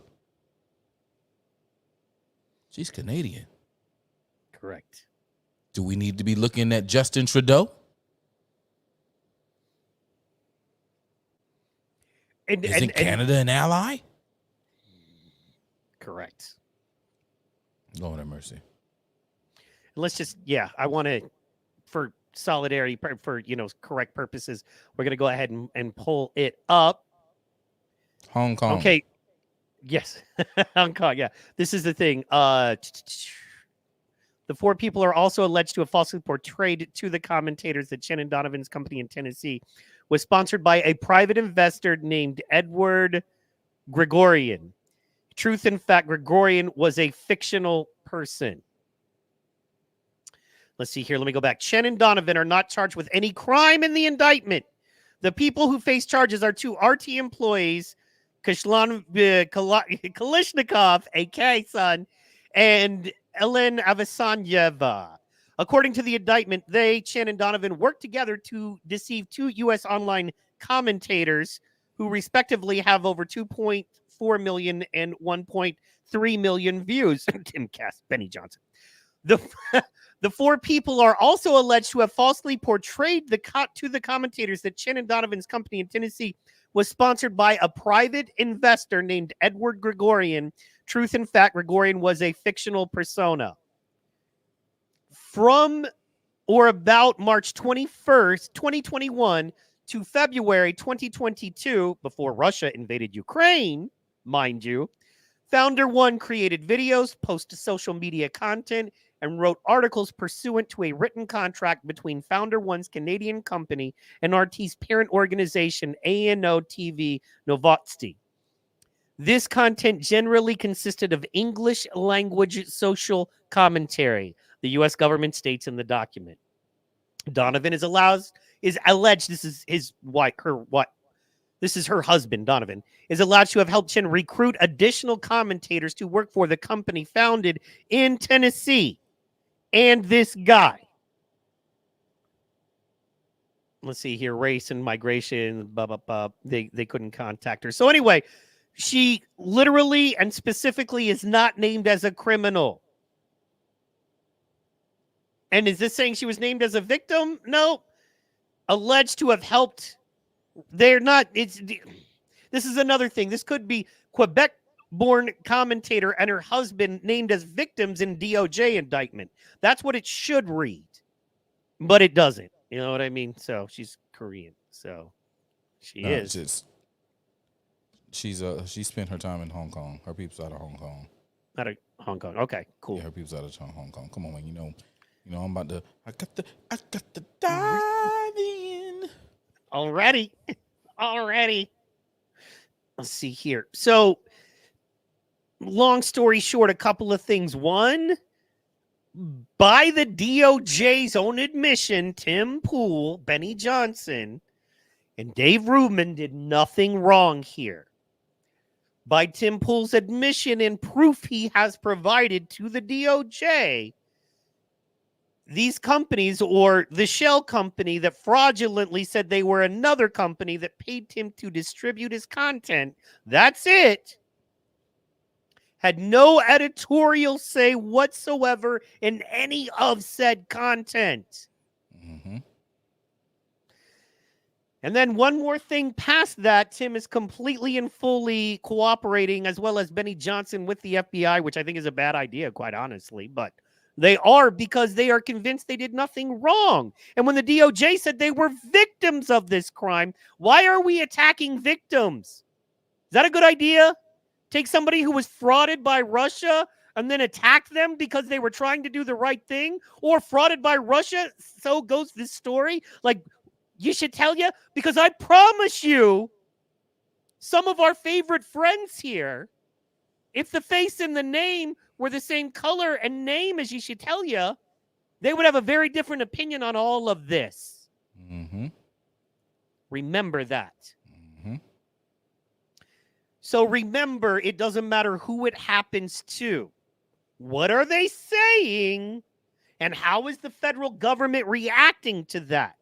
Now, if these people who look and sound and believe differently are saying the same thing because murder is murder and BS war to money laundering Ukraine is just that, and people are saying it and they're both being called Russian agents and being locked up, indicted, and their businesses destroyed, what's the common denominator here? The federal warring, evil, murderous government. Period. The end. So no, Goldstein, Tim Cass didn't expose anybody to anything.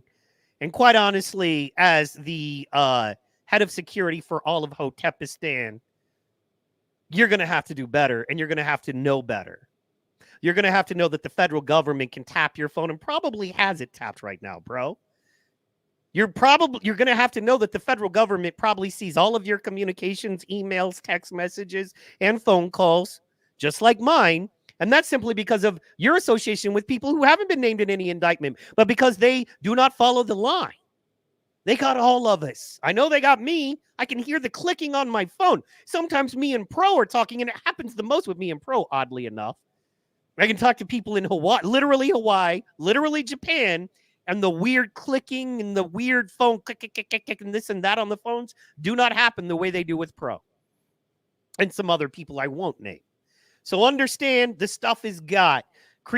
Turning one of the most influential conservative influencers out there, attacking them because they were victims in this is not a good look and not the best way to go about this. And if they were tapped and they didn't want to be tapped either, we're all together in this boat. You know what I mean? Because here's the thing, in the prison, if we live in a prison planet, you have a choice. You can be a warden or an inmate. The wardens are never working on a plan to break out. You know what I mean? The prison guards are only working on how they can oppress and hurt and control the people in the prison. Or you can be a prisoner and you can plan on breaking out and you can work with your people and rise up and choose your own leaders and do what's best for you and your community. And I think that's what we should be doing. That's all I got on that one. Spoken like a true G. Any thoughts, any disagreement? You know me, dude. I'm up for it. You want to tell me I'm wrong and I need to shut the fuck up? You are more than welcome. Amen. This was a Russian influence peddle operation that was sponsored, produced, and written by the United States government with help from Canada and China. Okay. And all of this, they were intertwined together. They even got $2 from Iran. I bet you $2 of them dollars came from Iran so they can tie Iran into this foolishness. Okay. And this was all done so that we can tie in Donald Trump not getting keeping him out of office. Okay. This is what this was for. This is all this was for. All right. Because again, how is it that all of this is happening in the same time? You should tell a trial starts. That he said was supposed to start at the beginning of 2023. You heard him. They said 2023 is when it's starting. 9/3 is when this starts. They come out with the lies saying the Project 2025 and Tim Pool with Russia operative. Tim says, I'm finna sue. Russia comes out and says, yeah, I support Kamala Harris. DOJ comes out and says, whoa.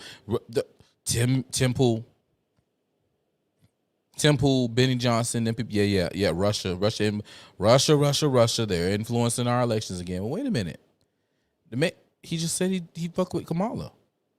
You're trying to take the eyes off of that and trying to push it as though he supports Trump. When we literally look, I don't care.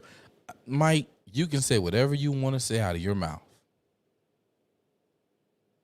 And you can tell me that Vladimir Putin said anything that you want to tell me he said. But if Vladimir Putin says something opposite than what you say out of your mouth, why would I want to take it out of the mouth of somebody else when literally it just came out of this person's mouth right here? Exactly. So you can try and say that Russia, Trump, but the man just came out and like, yo, look, yeah, we like the acting president. The acting president, that guy, yeah, we liked him. But he's gone now. He's gone now. He's not coming back. And we prefer Kamala.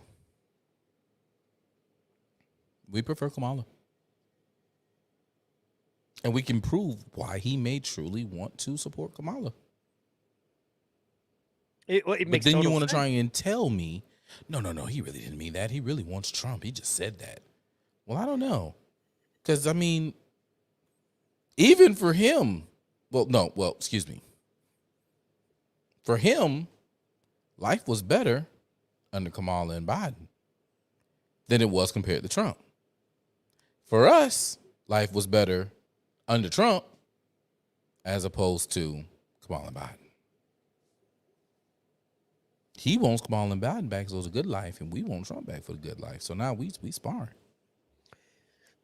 Look, man, if you go by the numbers, the ruble, energy trading dollars, the amount Russia's getting for energy, the amount of the ruble traded on the international market, his relationship with former competitors and or adversaries, yeah, he's swimming in it. He loves this. Plus, Ukraine is no threat to Russia. Calm down, okay? That's like Kansas, deciding to go against the United States. Relax.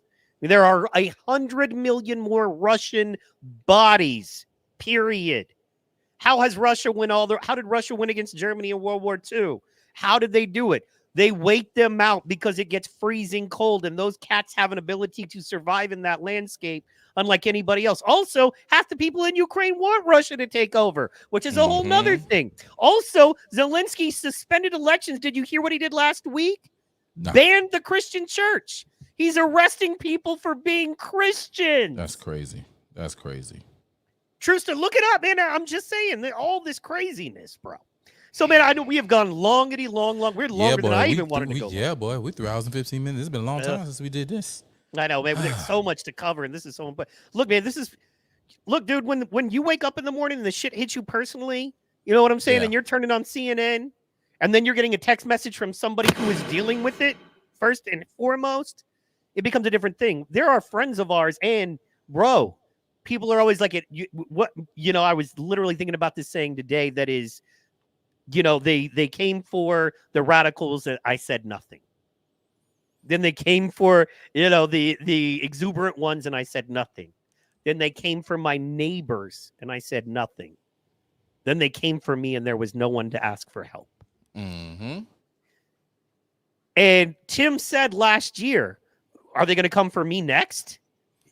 He knew they was coming for him. Yeah, yeah. That's I know, but I'm just saying he knew they were coming after him. So look, if his people ain't pay attention and ain't get themselves in position, if he didn't, prepare himself a nice little war room in the case, and he had the resources to do it, shame on him. Shame on him. And it seems that he would. He seems like he may be that smart of a guy. You know what I'm saying? Oh yeah, no, he's got sure. Sure. Sure. He's that smart of a guy. Sure. But that's what it is. I can only work to protect my house now. At this point, we see where it is. It's getting closer and closer. We see what they're targeting, how they're targeting. You just got to make sure your house is protected. And it is what it is. And the words of Forrest Gump. That's all I got to say about that. And don't kill our wounded. Don't execute the wounded on the battlefield, right? Let's help them. Let's try to keep them rolling. And finally, man, let's wrap it up here. Maybe do another 5 or so minutes. The debates. I know, man, I meant to get to this way earlier. By the way, shout out to everybody I know that works in the podcast world and production and behind the scenes. The 40 plus people, actually the 80 plus people that work for Benny, Tim, and Ruben and all of that. The Good ones luck. I know personally. Good luck, fellas and women. Good luck to you in your endeavors. We're here. Yeah. Good luck. Debates. It's going to be the biggest show in all of shows. Between now and the big November show. It's going to be crazy. I can't wait. I'm ready to see what type of, debate prep she's had with her pumpkin spice, right? I'm ready to see what Trump has done as far as dealing with the people, toning down. It's probably going to be the only one that we see now. It's probably going to be the only one that we see. Oh, yeah, she canceled the other 2 even. This is the only one planned even now. So question, what if you were her people, what is the best strategy for her to come out, look the best, quote unquote, beat Trump? Well, they muted the mics, so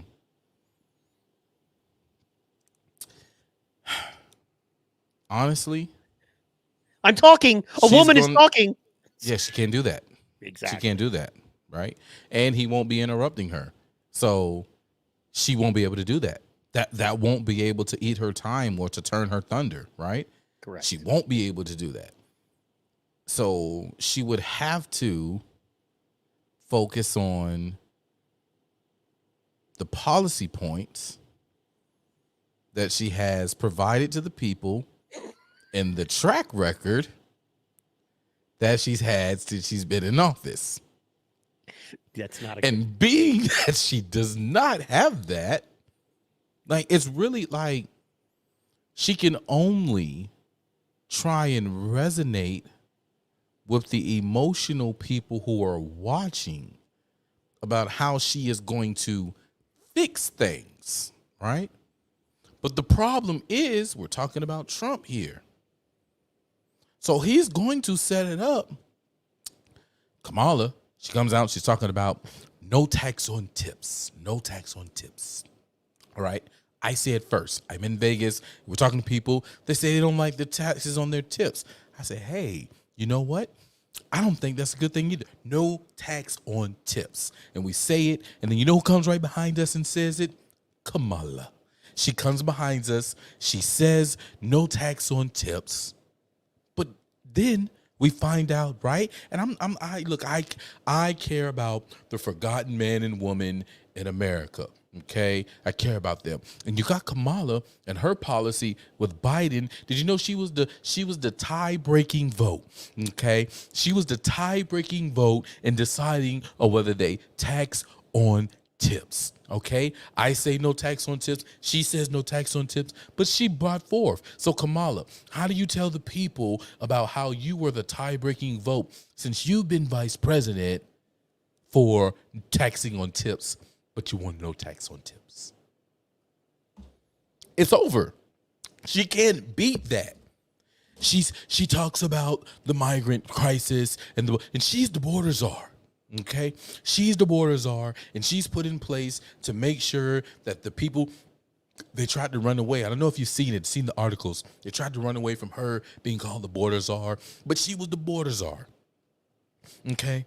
And now she does everything. She opens up the border. She doesn't go to the border. I've been to the border. Kamala, I've been to the border more than you've been to the border. And I've been to Europe more times than you've been to Europe. And what does that have to do with it? But again, the mics aren't on, so we won't be able to hear her say that. But she'll be over there making her face, writing her little notes.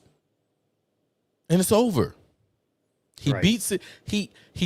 She can't stand on policy. So all she can do is try and reach her emotional voters.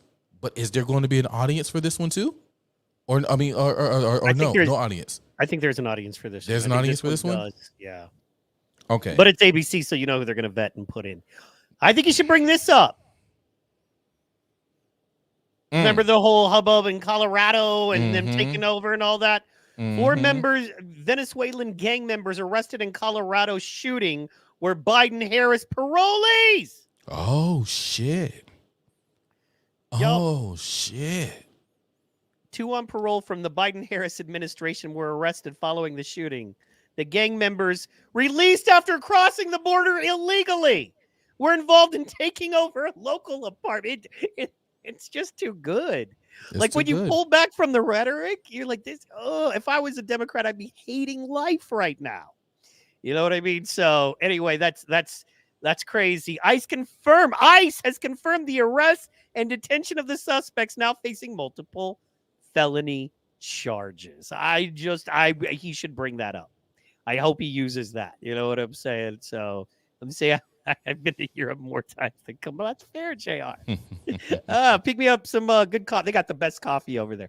But anyway, so I think you should bring that up. I agree. Nope. If I was Nope. No what? Nope. It's wrong? Huh? It's incorrect? Something that you stated was correct. I just wanted to go ahead and say no because I found it. Boom. Oh, no, live audience. It's because there was. Remember the whole thing was there's going to be a live audience on this one? Wow. Nope. Because nobody likes her. They do not want her to have a live audience. And this is ABC. Mind you, for those of you that don't know, Kamala Harris's best friend, goes to her weddings, wine parties, best friend, is the head of ABC. She runs the network. Mm-hmm. So 90 minutes. So anyway, he should bring that up. Look, if I'm on Kamala's side, I really only have abortion. And gosh, maybe racism, but you don't. I mean, it's believable enough to push it through, but really all you have is abortion and racism. You can't hit on taxes. You can't hit on money. Everything is a mess. The student forgiveness loan is a big mess, costing billions of taxpayer dollars because they messed it all up because Joe tried to ram it through. Then they said, no, you can't ram it through. So they did it. And they had just all kinds of messes. So I would just say, I watched Joe Biden make these messes. We've got to clean them up. The intentions were there. I don't think she's smart. I don't think her team, I'm not going to give it to him. No, because I'm better than anybody on her team. I'll tell all of you that right now. You don't believe me? Put me up against, I'll debate anybody besides Brett Weinstein and Jordan Peterson right now. No problem. So, but anyway, past that, yeah, I think she's not going to have much Trump. And then they never do this. I wish he'd go questions, man, because the best way to be an attack dog is to ask questions that make them look bad, but you don't have to. You know what I mean? Kamala Harris, why did you feel it was best to tax tips? And what changed? Other than my platform, what changed? Mm-hmm. You know what I mean? That kind of thing there. Kamala, explain to me why you think a border wall is a good idea when the Democrats did everything they could to stop a border wall. And just ask these questions and make her run those circles on herself, on his end, which is very easy. But yeah, on her end, I'm really trying to think, if I was Kamala Harris, the problem is I've already shot myself in the foot by just using Trump's campaign promises. So all I've got is abortion, gays, but so many gay people are, out on the Democrats now. Because of money, because believe it or not, gay folks are upper middle class and they vote at a heavy rate. So, they want that money. So really all I can think of is fixing Joe's issues and abortion, which isn't enough. So that's what I think about that. It's going to be interesting to see how they come out and what they do. Tulsi's been helping Trump, so that's going to be fun to watch. Most def, I think. Yep. She didn't gave him a whole bunch of firepower. So yeah, man. And so all right, so we're coming up, man. We're gonna go 3.5 if we can. What do you got coming up? Tell the people what you want to tell them, man. I'm sorry for keeping you so long, but we had to get into this, man. You come from my friends. We've had one of them on our show. I understand. So let's see. Tuesday is debate night. And I will be kind of a debate party, debate bingo. Where's it at? Debate bingo. It's going to be at Tubby's Tank House. And I will be broadcasting live. And we got a couple of guests. Candace Taylor, she'll be in the building. For those who don't know who Candace Taylor is, that's Jesus, Guns, and Babies. That's the young lady who ran for governor of Georgia against Kemp this recent time in the Republican primary. And that's why, we know some funky things is up with the numbers. But anyway, she's going to be in the building. And our current GOP chair, I'm sorry, I got his name. I'm so sorry, Josh McCoon, and I couldn't spit your name out just that fast. But Josh McCoon, our current Georgia GOP chair, will also be in the building. So see if I can get them in the hot seat and talk to them about a few things. And yeah, that's Tuesday, man. I'll be live. I'll be on Rumble. I'll be on X. I may just keep it to Rumble and X. I think I'll just keep it at Rumble and X. You should link it because I have the solid. I should produce from here. I was thinking I should produce from here. No, you're not. And then because I have the solid connection and you could link to me. And you're not. Nice thought, but you're not. Okay, why not? Because I said so. Moving right along. And then we have the rest of the week. I'll be working, tearing down the house. and making I things thought we happen. And talked then about that, Friday- dude. I was like, you're like, yeah, we'll be going live. No, I we was like, didn't. cool. You're like, I'll send you the No. link. I'll be like, cool. You literally We said I'll didn't. send you the link. I literally said I'll send you the link. Yes, and I said, cool. I produce from here. You can't because you need a solid I'll have that. internet connection. I'll have that. Rock on. We are rocking on. Mike, don't not tonight. Not 11:30. I'm not, that's why I said rock on. I'm like, cool, rock on. That's why I'm like, rock on. Yeah. Last So thing you said was, I was like, cool. I'll set it up here.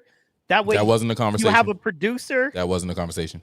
Right. Well, Don't you lie to these motherfuckers. I'm not lying to nobody. Don't you lie to these literally, people. we haven't had it. You were just like, I'll send you the link. I was like, cool. I'll send you. And I said was I like, send you the link. I said, If I say I'll send you the link. producing from here, you were like, word. No, that was not the conversation. No, I'm saying what Was we not. talked about earlier on the show. I know what we talked about. I said And I I'd said I'll send be you the link. producing. You were like, yeah, and I was like, Nope. because I literally Nope. canceled my guest. Nope. So I was said like, I'd send I you the can't link. do And you Tuesday said night you put me in the PT quarter. pod. I said I'll send you a link, which means I'll be sending you the link to come in on my side as I run it through what I run. I'll send you the link, is what I said. Never said anything about production. I'll send you the link, period. Okay. These are the. I'm sorry, guys. We have these. I just don't know. I literally don't know what. I'm just trying to help. I'm just trying to do what I do. I produce. I know several you're trying. podcasts. I know what you were doing, and I just said you're not. You trying to pushed it produce. further. You pushed it further. Well, because it's what we talked. I was like, you'll send me the link. It was yeah, not. And then I'll produce it from here. It was not. So I know the conversation because I know all the work I've been putting in over here. So there's no way that could have ever been the conversation because I know what I've done in prep for Tuesday. There's no way it could have been the conversation. Ever. At no point. Okay. Ever. Okay. All right. So that's Tuesday. And then we have Friday night flights. And in between, there'll be stuff. I don't know. I might go live. I might not go live. I don't really know. Friday? No, I'm talking about in between. In between now and Friday. I'll say Friday, we have Friday night flights, which I have a guest who I'll have to call back because that was the very first phone call that I got when we was in the middle of the show. And that was the homie P. Ray out of Chicago. That's right. Right. So did you guys see Auntie? Y'all saw Auntie giving them the business in Chicago about the immigrant signs in the black community? I know everybody saw Auntie because she had the internet on fire. Anyway, she's a part of P. Ray's organization up there in Chicago. So I reached out to her about that and the movement that they got going on in Chicago. And a lot of people don't understand what's happening in Chicago as far as like the shift red. So we're going to have that conversation Friday night on Friday Night Flights. And, just talk about the things that's going on and how Chicago is looking and how Chicago is moving. Like, What's the name of their thing? show. Chicago Red. Yep. Chicago is the Chicago Red. Pro-conservative, like a. Oh, they full on Trump. They full on Trump. Hold on, I'll pull her up right quick. I'm looking at just Chicago Red Stars. It pulled up. Hold on, which I Yeah, guess I is a don't- soccer team. Sorry. Yeah, no.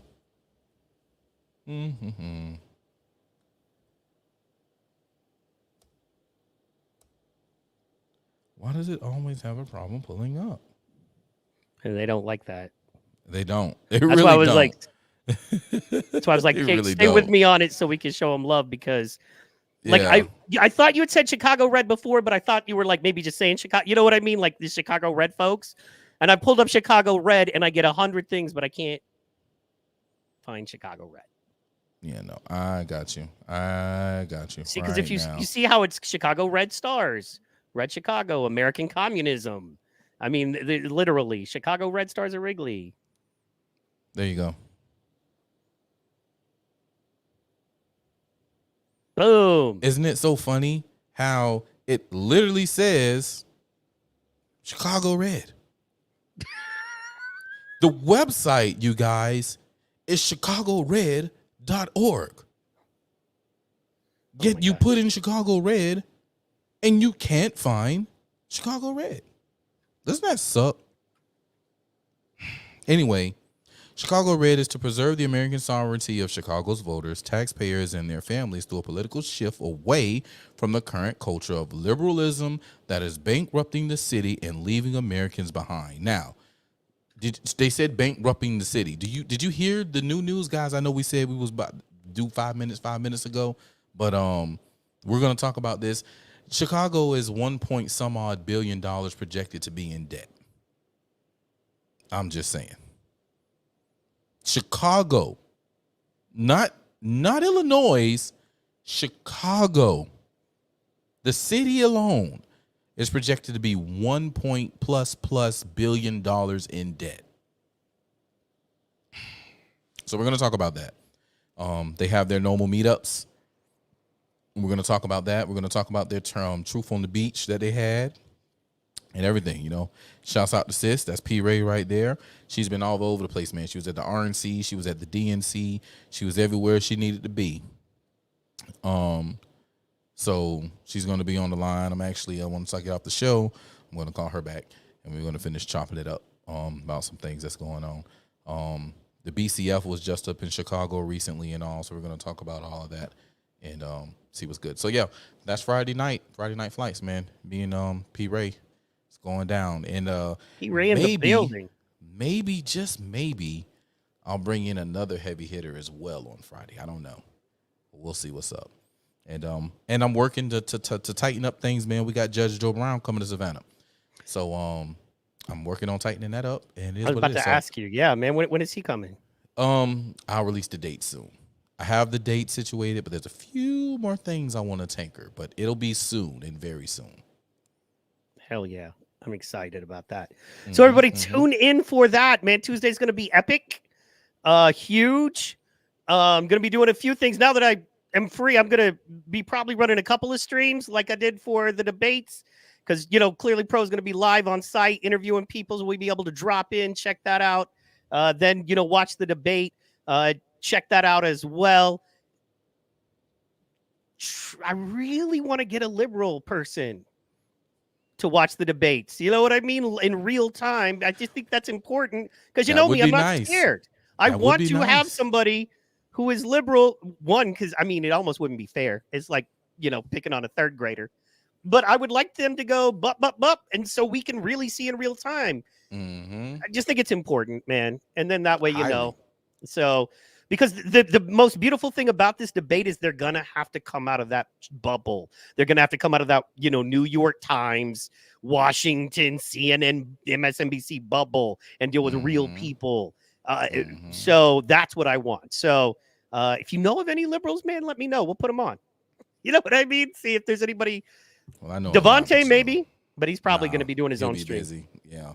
I don't even think he'll be doing a stream. I think he was recently just elected for, he's the president now of the Young Democrats of Georgia. Hell yeah. He was president of the Black Caucus. Now he's actually president of the whole Young Democrats of Georgia. So I'm pretty sure he'll be busy doing something. But I'll be getting him on again soon. Especially I was gonna say after they deleted the last one, will he? Like he might not. I'll have to get him on my show this time. Oh, instead of just the thing where you guys shared. Well, you get him on like that was his event, and I shared it on my stream. See, I didn't. That's why they were. That's fair. I think everybody on our side saw it as a pro event. You know what I mean? Yeah. You know, I like any of these things. You know what I'm saying? Yeah. So I mean, I turned into a pro event so much to where they deleted off their page. What's that's not going to change no matter what the forum and/or medium is. It's probably not a good idea. You know what I'm saying? So, stay away from him. He's going to kick your ass. Yeah, or be willing to stand 10 toes and take the licks like a man. Those are your options. You know what I'm saying? So, but anyway, yeah, man. So check that out. And then, of course, Monday through Friday, we have Power Slap Time. It's a fun little thing. It's got its own channel, Power Slap Time. Very excited about that. Had James Money, famous comedian, on last Friday. We got a couple of power slappers that are like in the thing that are talking about coming on. I don't really want guests on that thing, but we'll see. Except for you, like I don't want slappers on there because I want to be able to stay neutral. Right. You know what I mean? And just have people like, you and stuff on there. And we're getting cannons down, man. We're going to get Cannon into slap fights. Shout out Cannon Hotel. And bro, there's a lot of slap fighting going on now. Like I sent you that video. Yeah. You feel me? Yeah. It's a lot of slap fighting going on now. It's The thing next- is, it was huge and worldwide before. That's why Dana brought it here. Everybody's like, Mhm. you know what I mean? That's the problem with America. We can't figure out that other things go on in other parts of the world, and then we just kind of adapt them. Guys, I I hate mean, to like- break it to you, but soccer has been around way longer than America. Sorry. Boy, you took it out of my mouth. You mean like the way that American football is football and soccer, soccer. No, it's called football. No, it's soccer. And football's a lot like rugby if you actually break it down, which Yeah. I dig rugby, man. Rugby's brutal. Anyway, man, we're going to stop talking here. Guys, thank you so much for tuning in. I hope, I pray. Shout out with me. Thursday's the long form show. Maybe if he's not too busy, we'll get Pro on the Thursday show to recap Slap Fight Wednesday nights. Just Who because also knows? it'd be fun to do a non-political thing with you, man, where we're just talking Yeah. a little smack. Like when Yeah, you that would be- DJ'd and we got to party. It was fun. Right. So no politics. It was all fun. I don't know, man. You know, like I say, you know, we'll see how daddying during Thursday the works week- out. Yeah, man, you never daddying know during with the you, week man. Is whew. I might call you and you're like, I have 14 things going on. And I might call you like, I have like 4 hours. I can't believe it. You're like, this guy canceled and this person canceled and now I have a little time. So we'll make it happen either way. It's just me, J.R. Bell, Amy Hall, Montoya for ya. Of course, LS in the building and, everybody else that dropped in. Thank you guys so much for checking in with us. We hope you had a great night. We hope we helped you educate a little bit. And looking on. forward to seeing what comes from it. We'll see you Tuesday. Sometimes. See you Tuesday. Have a great night.